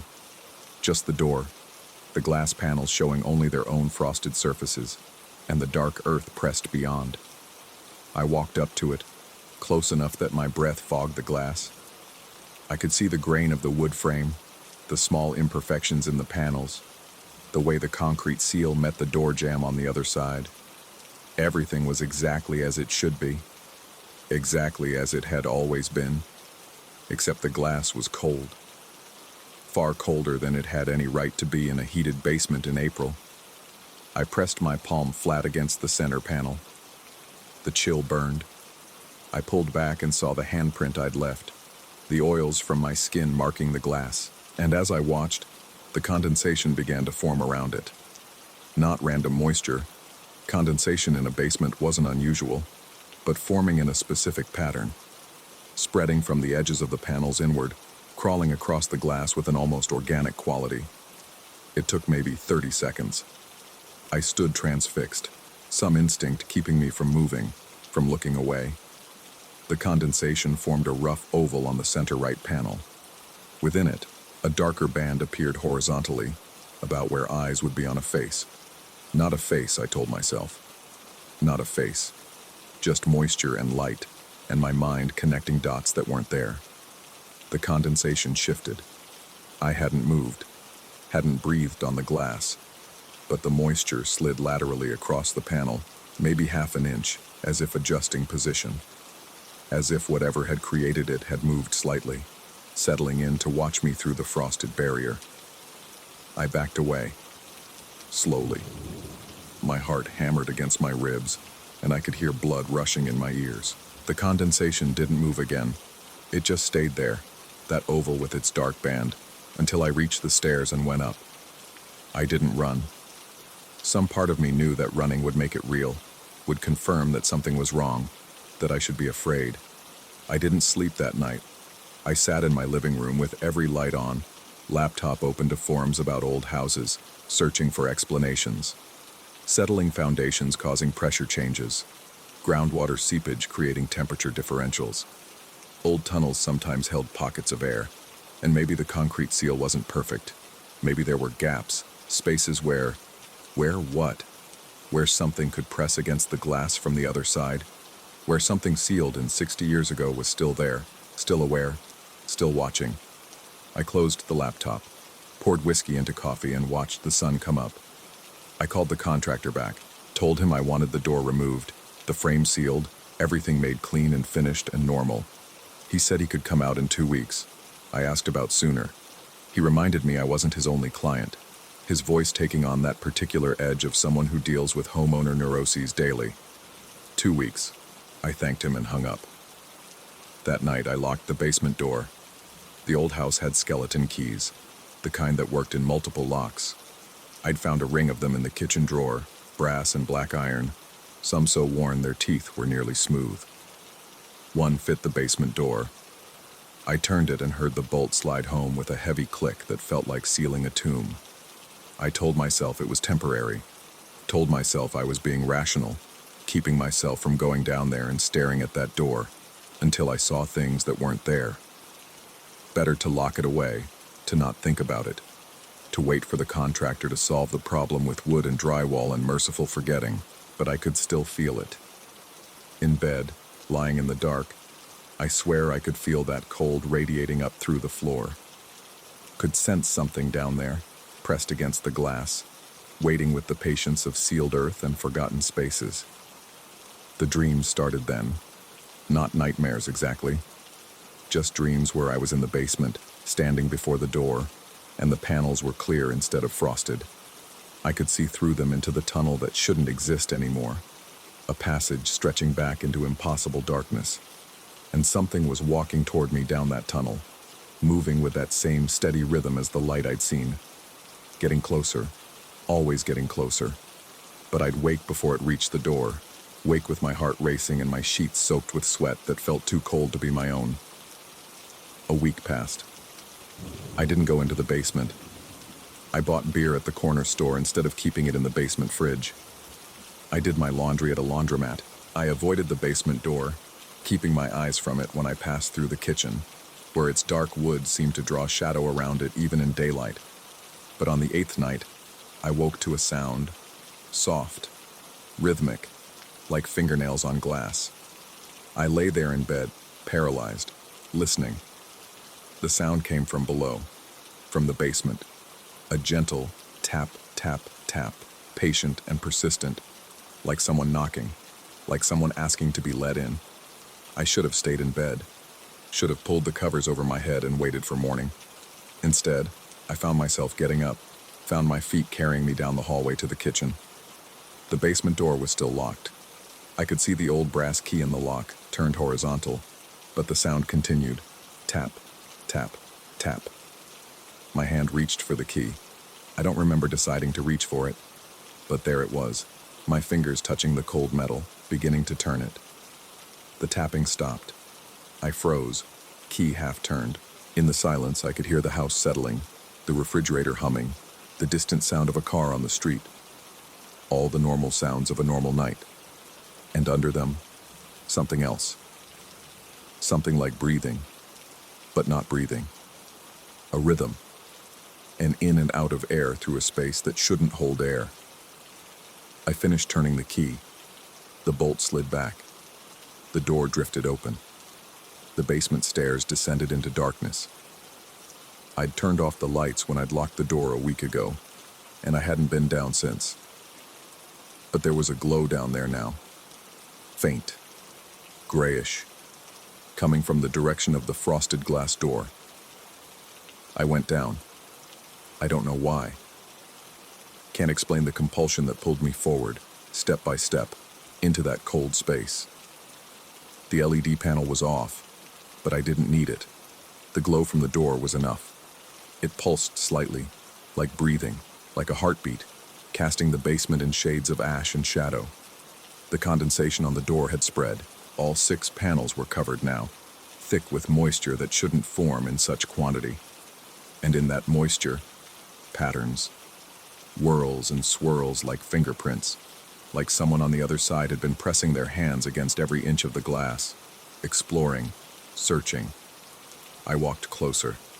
The cold intensified with each step until I could see my breath misting in front of me. This wasn't basement cold.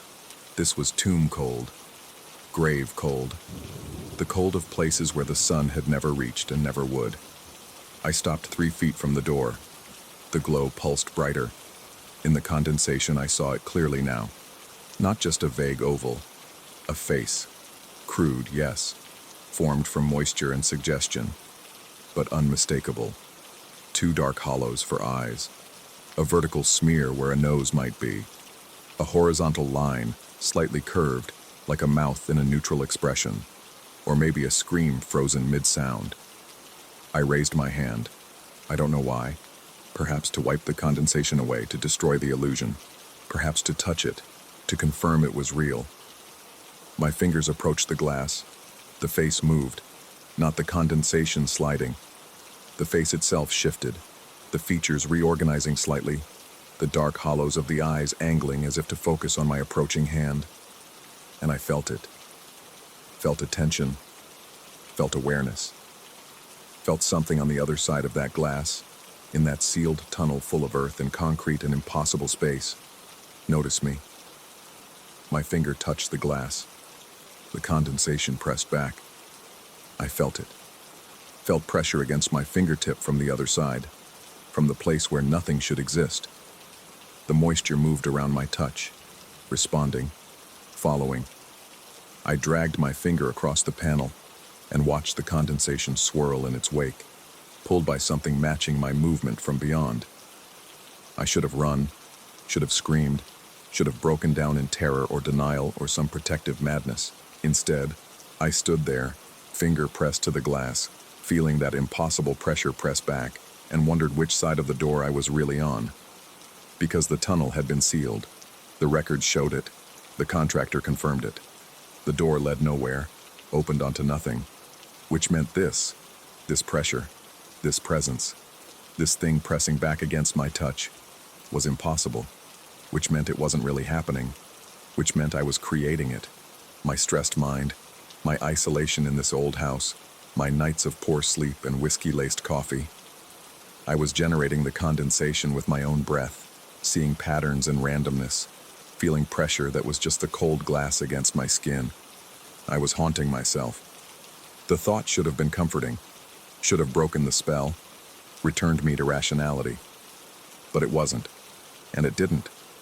Because as I stood there, that realization hanging in my mind, the pressure on the other side of the glass increased.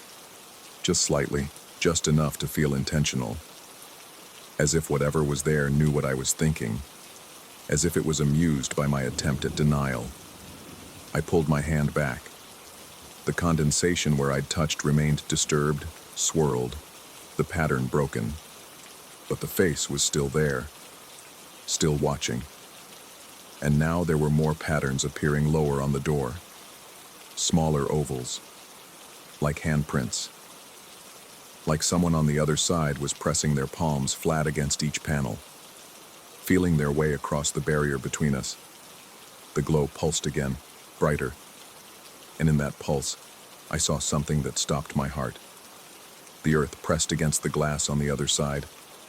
I could see it clearly in that moment of brightness. Packed soil, dark and dense, exactly as it should be, exactly as the sealed tunnel demanded. But it was pulling back. Not much, just fractions of an inch. But I saw gaps forming, small spaces of darkness opening between the glass and the earth, as if the soil was receding, as if something was burrowing backward, making space, making room, making an opening. I ran then. Up the stairs, into the kitchen, slamming the basement door behind me. My hands shook so badly I could barely turn the key, but I managed it, locked it tight, then grabbed a chair and wedged it under the doorknob for good measure. Irrational, maybe. The thing was in the basement, behind a door that led nowhere. But rationality had left the building somewhere around the time I'd felt dead earth press back against my touch. I spent the rest of the night in my car, parked on the street, watching the house, watching the basement windows, looking for that grayish glow, for movement, for any sign that what I'd seen was real. The windows stayed dark. When the sun came up, I went back inside, stood in the kitchen, looking at the locked basement door. The chair was still wedged under the knob. Everything was exactly as I'd left it. In the daylight, it all seemed absurd. A panic attack, a waking nightmare, the product of stress and isolation, and too much time alone in a creaky old house. I called in sick to work, spent the day on the couch, trying to convince myself I'd imagined it all. The glow, the face, the pressure, the earth pulling back. By evening, I'd almost succeeded. Then I heard the sound again. Tap, tap, tap. Fingernails on glass, patient and persistent, coming from below.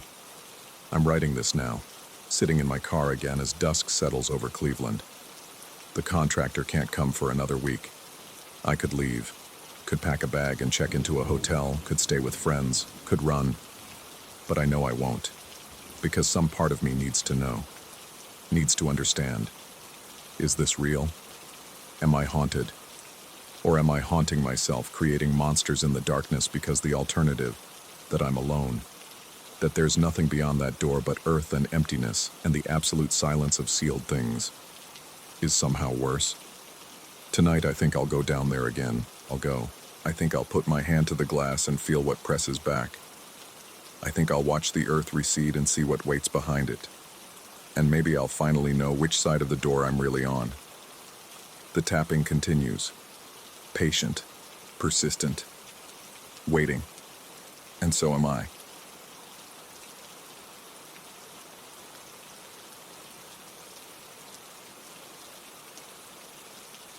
Story 13.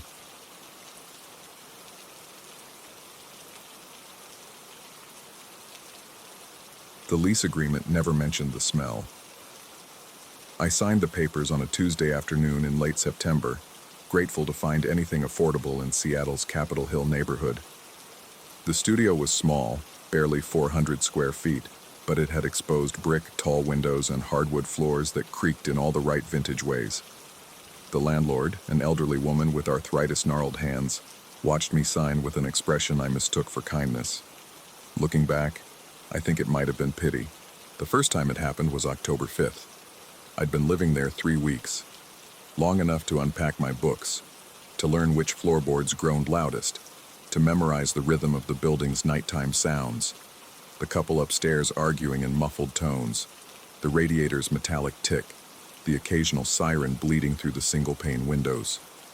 I'd fallen asleep around 11, exhausted from a double shift at the coffee shop where I worked mornings and the freelance coding that filled my evenings. The smell woke me at 1:47 a.m. Garlic, burning garlic. But not the warm, savory scent of cooking. This was acrid, chemical, like someone had torched a bulb over an open flame until it blackened and smoked. My eyes watered. I sat up in bed, disoriented, fumbling for my phone to use as a flashlight. The studio was dark except for the weak orange glow from the street lamp outside, slicing through the blinds in thin horizontal bars. The air felt wrong. Cold in a way that had nothing to do with temperature. A cold that seemed to originate from inside my chest and radiate outward, raising goosebumps along my arms despite the hoodie I'd worn to bed. I breathed through my mouth, trying to avoid the stench, and that's when I tasted it. Smoke, but not wood smoke or tobacco. This was something else, something that coated my tongue with a mineral bitterness. Then came the knocking. 3 knocks. Slow, deliberate. Each one separated by exactly 3 seconds. I know because I counted, my pulse hammering in my throat. Knock, 1, 2, 3, knock, 1, 2, 3, knock. The sound came from my door, the only door, the one that opened to the building's 3rd-floor hallway. I waited for a voice, for someone to call out that they had the wrong apartment, that they were drunk or lost. Instead, after the third knock, I heard it. A voice. Male. Distorted as if spoken through layers of fabric or from the bottom of a well, the words were unclear, warped, but the inflection was unmistakable. A request. A plea. Someone asking to be let in. I didn't move. Couldn't move. My body had locked into place, every muscle tensed, my breath coming in shallow sips. The voice came again, slightly louder, the same garbled cadence. I strained to make out the words, but they slipped away like oil on water, present but incomprehensible. Silence followed. 30 seconds, a minute, 2. The smell began to dissipate. The cold sensation faded. I sat in bed until 4:30 a.m., watching the door, waiting for something else to happen. Nothing did. When my alarm went off at 6, I convinced myself it had been a nightmare. A vivid one, the kind that feels real enough to touch. But nightmares don't leave residue. When I finally worked up the courage to approach the door that morning, I found a thin layer of ash on the threshold. Gray-white powder, fine as talc, concentrated in a small pile directly in front of the door. I knelt down, touched it with my index finger. It was cold. I brought it to my nose and the smell hit me again. Garlic, burned and bitter. I swept it up, threw it away, went to work. November 5th confirmed the pattern. I'd managed to half forget the October incident, or at least file it away as an anomaly. Something strange but isolated.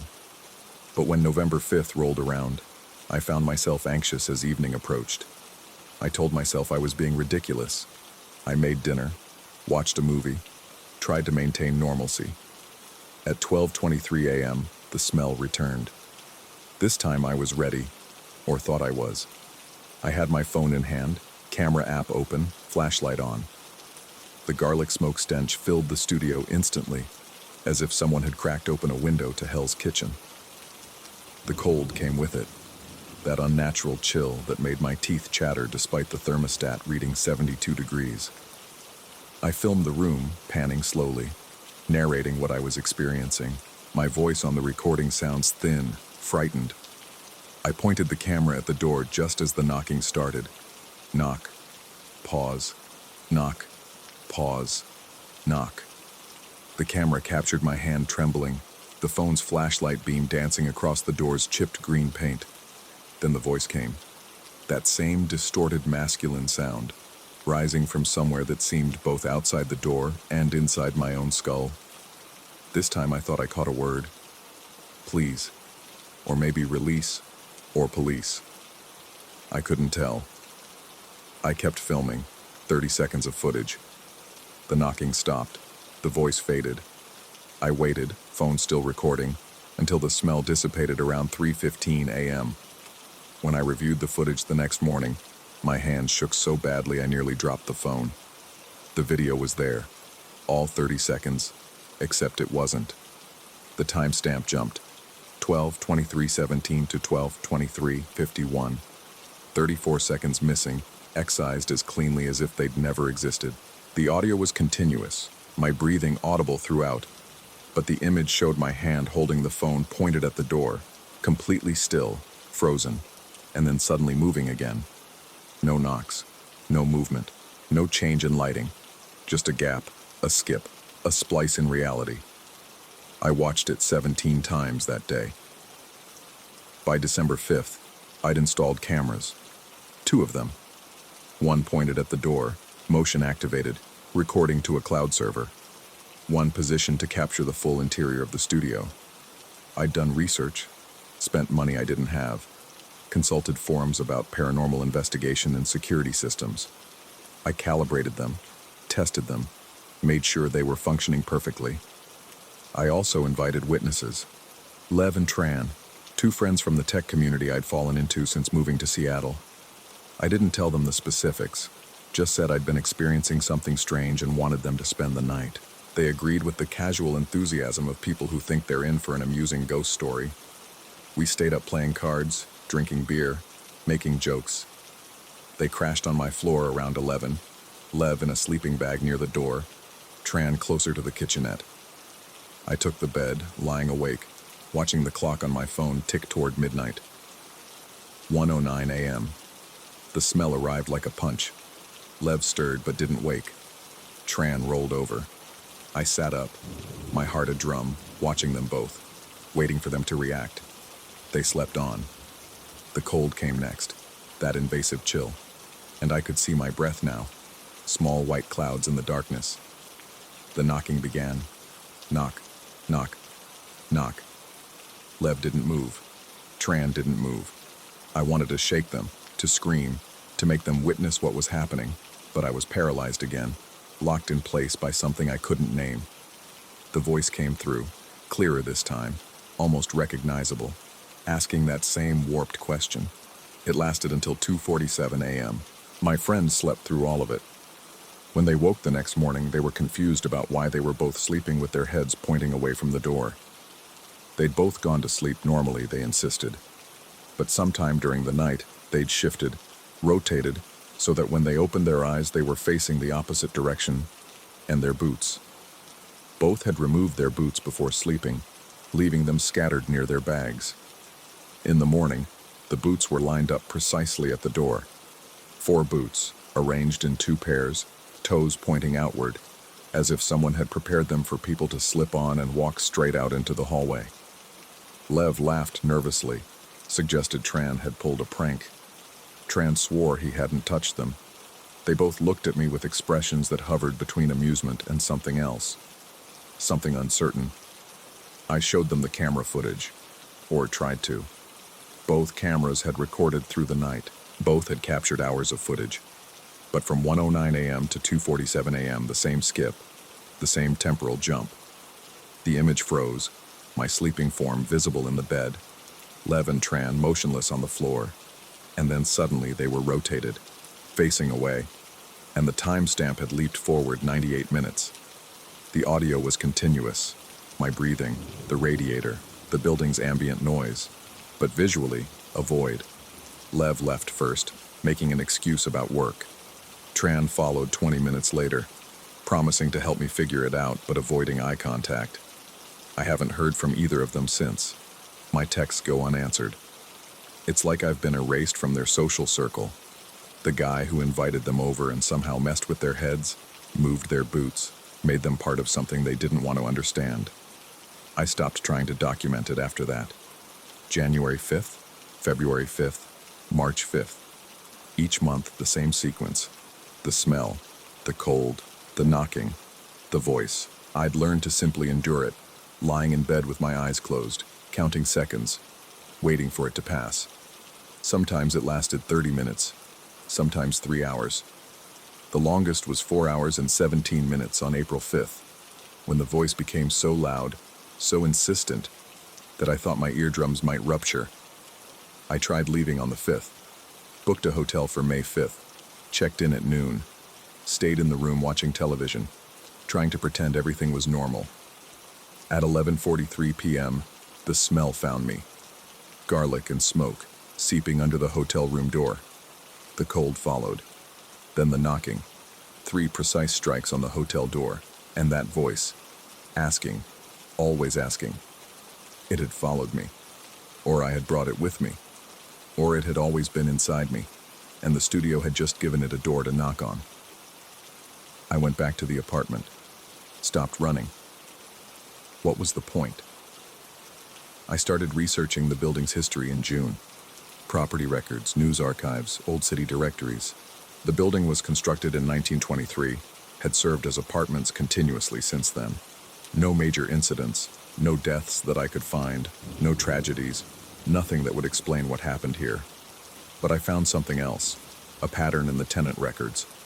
Studios in this building, especially this unit, never held occupants for more than a year, sometimes less.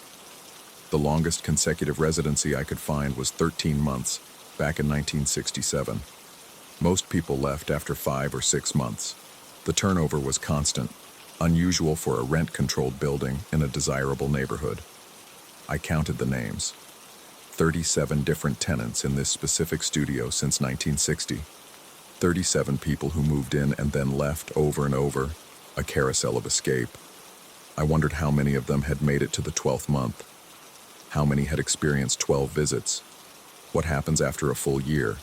Does it intensify? Does the voice become clearer? Does the door finally open?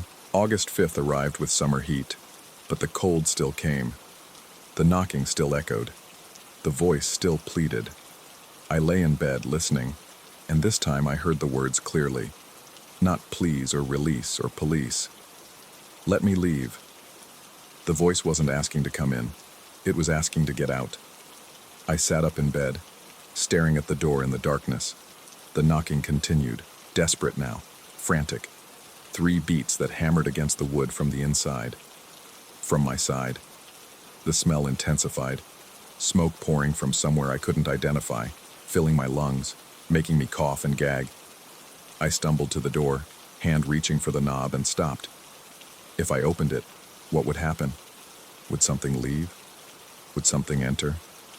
Would I walk through and find myself in the hallway, or somewhere else entirely? The knocking stopped. The voice fell silent. The smell began to fade. I stood there, hand hovering over the doorknob, until the sun rose. It's October 4th now. Tomorrow is the 5th. I've been here 1 year and 1 month. I should leave.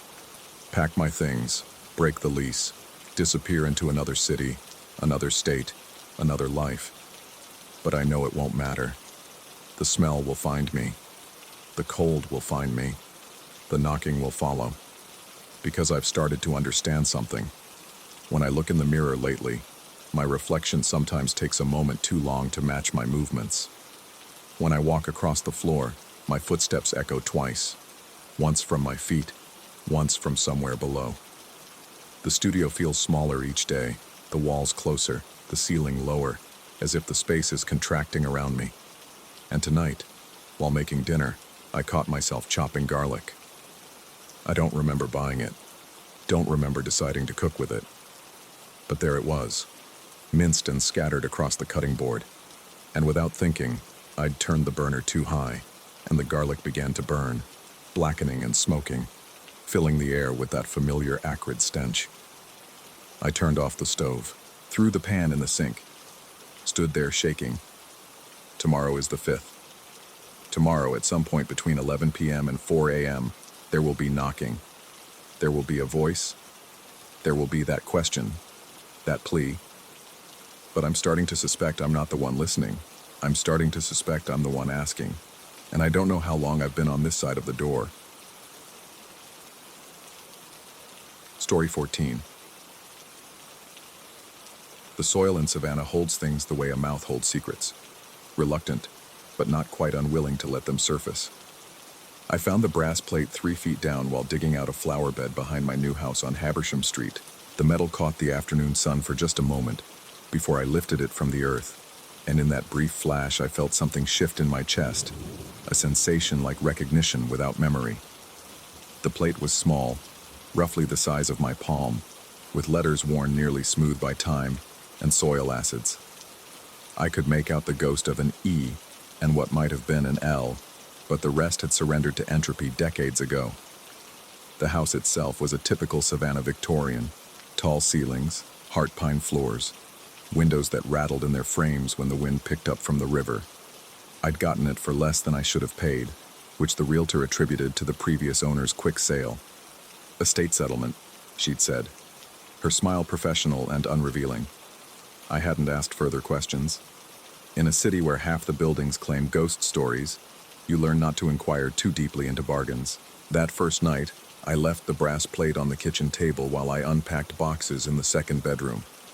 The house settled around me with the familiar sounds of old wood adjusting to temperature changes, creaks and sighs that I'd already begun cataloging, the way you learn the breathing patterns of someone sleeping beside you.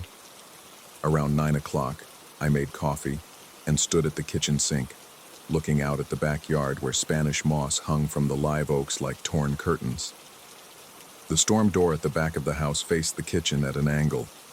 I noticed the condensation first, unusual for October, even in Georgia's lingering humidity. The moisture had formed on the outside of the glass, which struck me as wrong somehow, though I couldn't immediately articulate why. Then the condensation began to organize itself into two distinct patches, vertical and roughly human-sized, standing side by side on the small back porch. My coffee cup stopped halfway to my mouth. The patches darkened, as if the moisture was concentrating, and within them, I could make out the suggestion of shapes. Two figures, feminine in their proportions, positioned as if they were peering through the glass into my kitchen. Not pressing against it exactly, but observing with the stillness of museum-goers studying an exhibit. I set the cup down carefully, my hand surprisingly steady, and crossed the kitchen floor. The shapes didn't move. As I got closer, I could see more detail emerging from the condensation. The curve of shoulders, the tilt of heads, even the impression of hair, though whether it was long or short I couldn't determine. They stood with an odd formality, like women waiting to be invited to tea in an era when such rituals mattered. My fingers found the deadbolt. The metal was ice cold despite the warm evening, and the moment I touched it, both figures dissolved. Not violently, there was no dramatic dispersal. They simply came apart into mist that drifted upward, following the porch post toward the porch ceiling, then disappearing into the branches of the live oak that overhung the back of the house. I unlocked the door anyway and stepped onto the porch, my bare feet registering the unexpected chill of the painted wood. The October air should have been thick and warm, but it felt January thin against my skin. I could smell the garden soil I'd turned earlier, mixed with something else. Something floral and sharp, like the perfume counters in old department stores my grandmother used to drag me through as a child. There was nothing else. Just the dark yard, the moss moving slightly in a breeze I couldn't feel, and the distant sound of a car alarm several streets over. I went back inside and locked the door, my heart rate finally beginning to accelerate now that the moment had passed.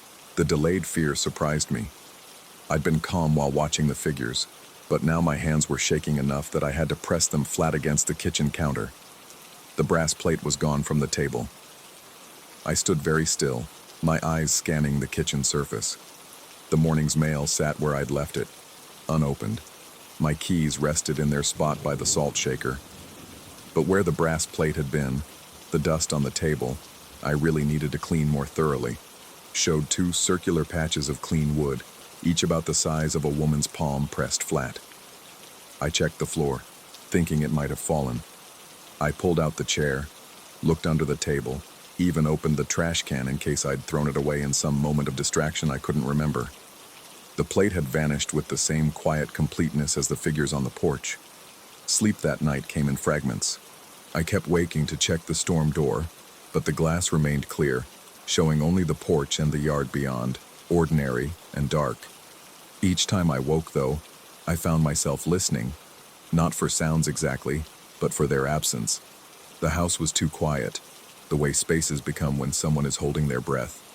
Morning brought fatigue and the doubtful light that comes through old windows, filtering past decades of paint buildup on the frames.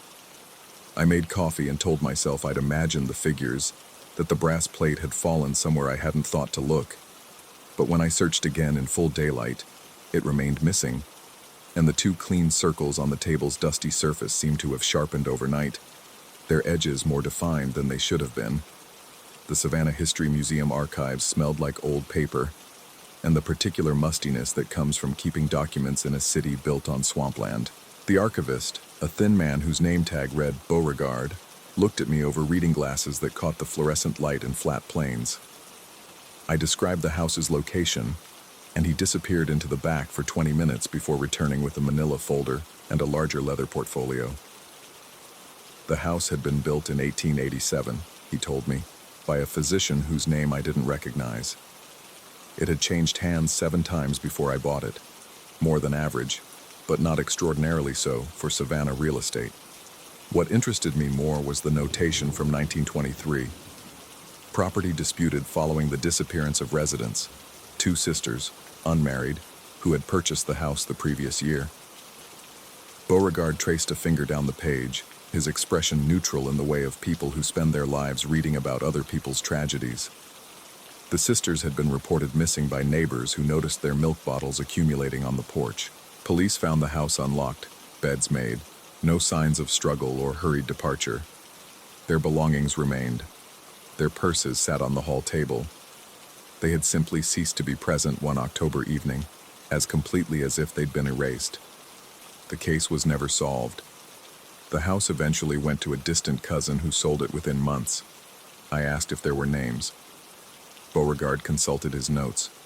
Eleanor and Lucille Bainbridge, sisters from Charleston who'd come to Savannah seeking, according to a brief newspaper mention, a new beginning in a city of gracious temperaments. Eleanor, the E and L on the brass plate. I left the archives with photocopies that felt too light in my hands, as if the paper itself wanted to drift away. Walking back through Forsyth Park, I watched tourists taking photographs of the fountain and felt the peculiar isolation that comes from carrying knowledge that makes you separate from the ordinary flow of human traffic. That evening, I didn't turn on the kitchen lights. I sat in the living room instead, where I could see the storm door through the doorway, but remain in shadow myself. The waiting felt important somehow, like a vigil. The figures appeared just after sunset, when the light outside had faded to that particular blue-gray that Savannah evenings wear like a veil. They materialized more quickly this time, the condensation forming, darkening, resolving into two shapes that stood with patient stillness. I could see more detail now. One was taller, her posture suggesting an older sister's protective stance.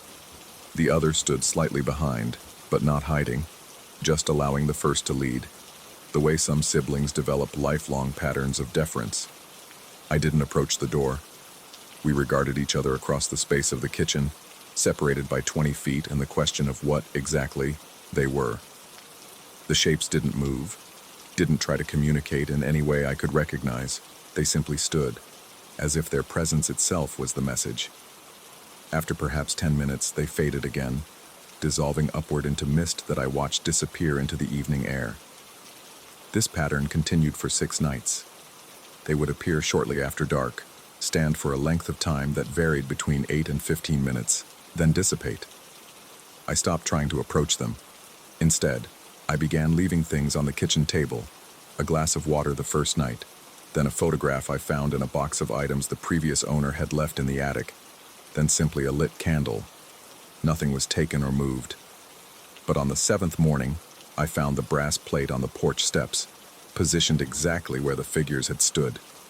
The letters seemed clearer now, or perhaps I was simply reading into them what I wanted to see. Eleanor Lucille Bainbridge, 1923. I should have been frightened. The rational parts of my mind cataloged all the reasons for fear: unexplained phenomena, objects moving on their own, the historical weight of disappearance pressing down on the present moment. But instead, I felt something closer to sadness, as if I'd walked into the middle of someone else's grief and couldn't find my way out. The figures appeared that night as usual, but this time when they faded, they left something new. Handprints on the glass, small and delicate, pressed from the outside as if in farewell or plea. The prints remained visible for 3 days, even as I tried to clean them. They finally vanished on their own, leaving the glass clear but somehow marked, the way skin remembers pressure even after the touch is gone. I've lived in the house for 3 months now. The figures come less frequently, sometimes weeks pass between appearances. When they do materialize, I've stopped watching with the urgent attention I first felt. Instead, I go about my evening, aware of them in my peripheral vision, the way you become aware of portraits in a gallery, eyes that follow without judgment. I've tried to research what happened to Eleanor and Lucille, but the trail goes cold in that October of 1923. No bodies were ever found. No evidence of foul play emerged. They simply stepped out of the world's accounting, leaving behind an unlocked house and the mystery of absence. Sometimes late at night, I wonder if they're still trying to come home. If what I see on the porch is not haunting but yearning. 2 women standing at their own door, unable to cross the threshold back into the life they left. Or perhaps they never left at all. Perhaps they've been here the entire time, watching occupant after occupant move through rooms that once held their voices, their routines, their small domestic rituals. The brass plate sits on my mantle now. I've stopped trying to decipher the letters. They change depending on the light, or my mood, or something else I can't quite name. Some mornings they seem perfectly clear. Other times they're as worn as when I first pulled the plate from the earth. Last week, I woke to find my own handprints on the storm door glass, pressed from the inside, as if I'd been the one standing out there in the dark, trying to get in. I don't remember touching the glass, but the prints were unmistakably mine.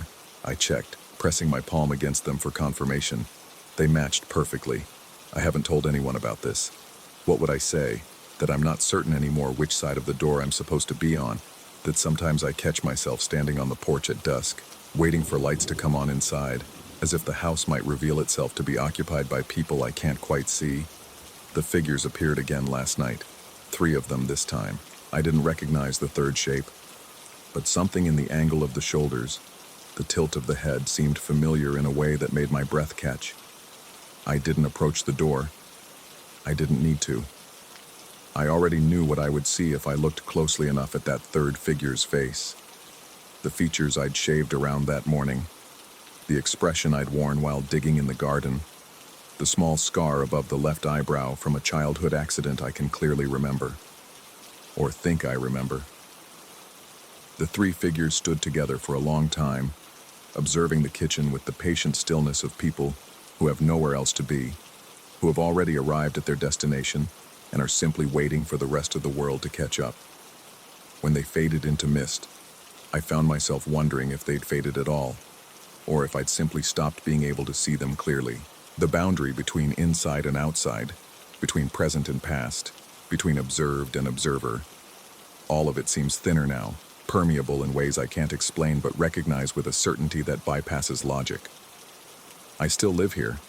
I still wake up, make coffee, go about my days. But increasingly, I find myself uncertain of which version of these routines is real, the one I'm performing, or the one being watched, the one happening in sunlight, or the one occurring in the spaces between, where 2 sisters might still be trying to come home, where a man might already be becoming the next ghost in a house that keeps careful count. The brass plate on the mantel catches the light differently now. Sometimes I think I can see new letters forming beneath the old ones, rising through the corrosion like bodies surfacing in still water. I've stopped trying to read them. Some things I've learned are better left unwitnessed. Not because they're not there, but because seeing them too clearly means accepting what comes after, and I'm not ready yet to know if the mist outside my door is something I'm watching or something I'm becoming. The figures are standing on the porch now as I write this. I can see them in the reflection of my laptop screen, patient and still, waiting perhaps for me to join them, or waiting to see if I notice I already have. The distinction, I'm beginning to think, might not matter as much as I once believed.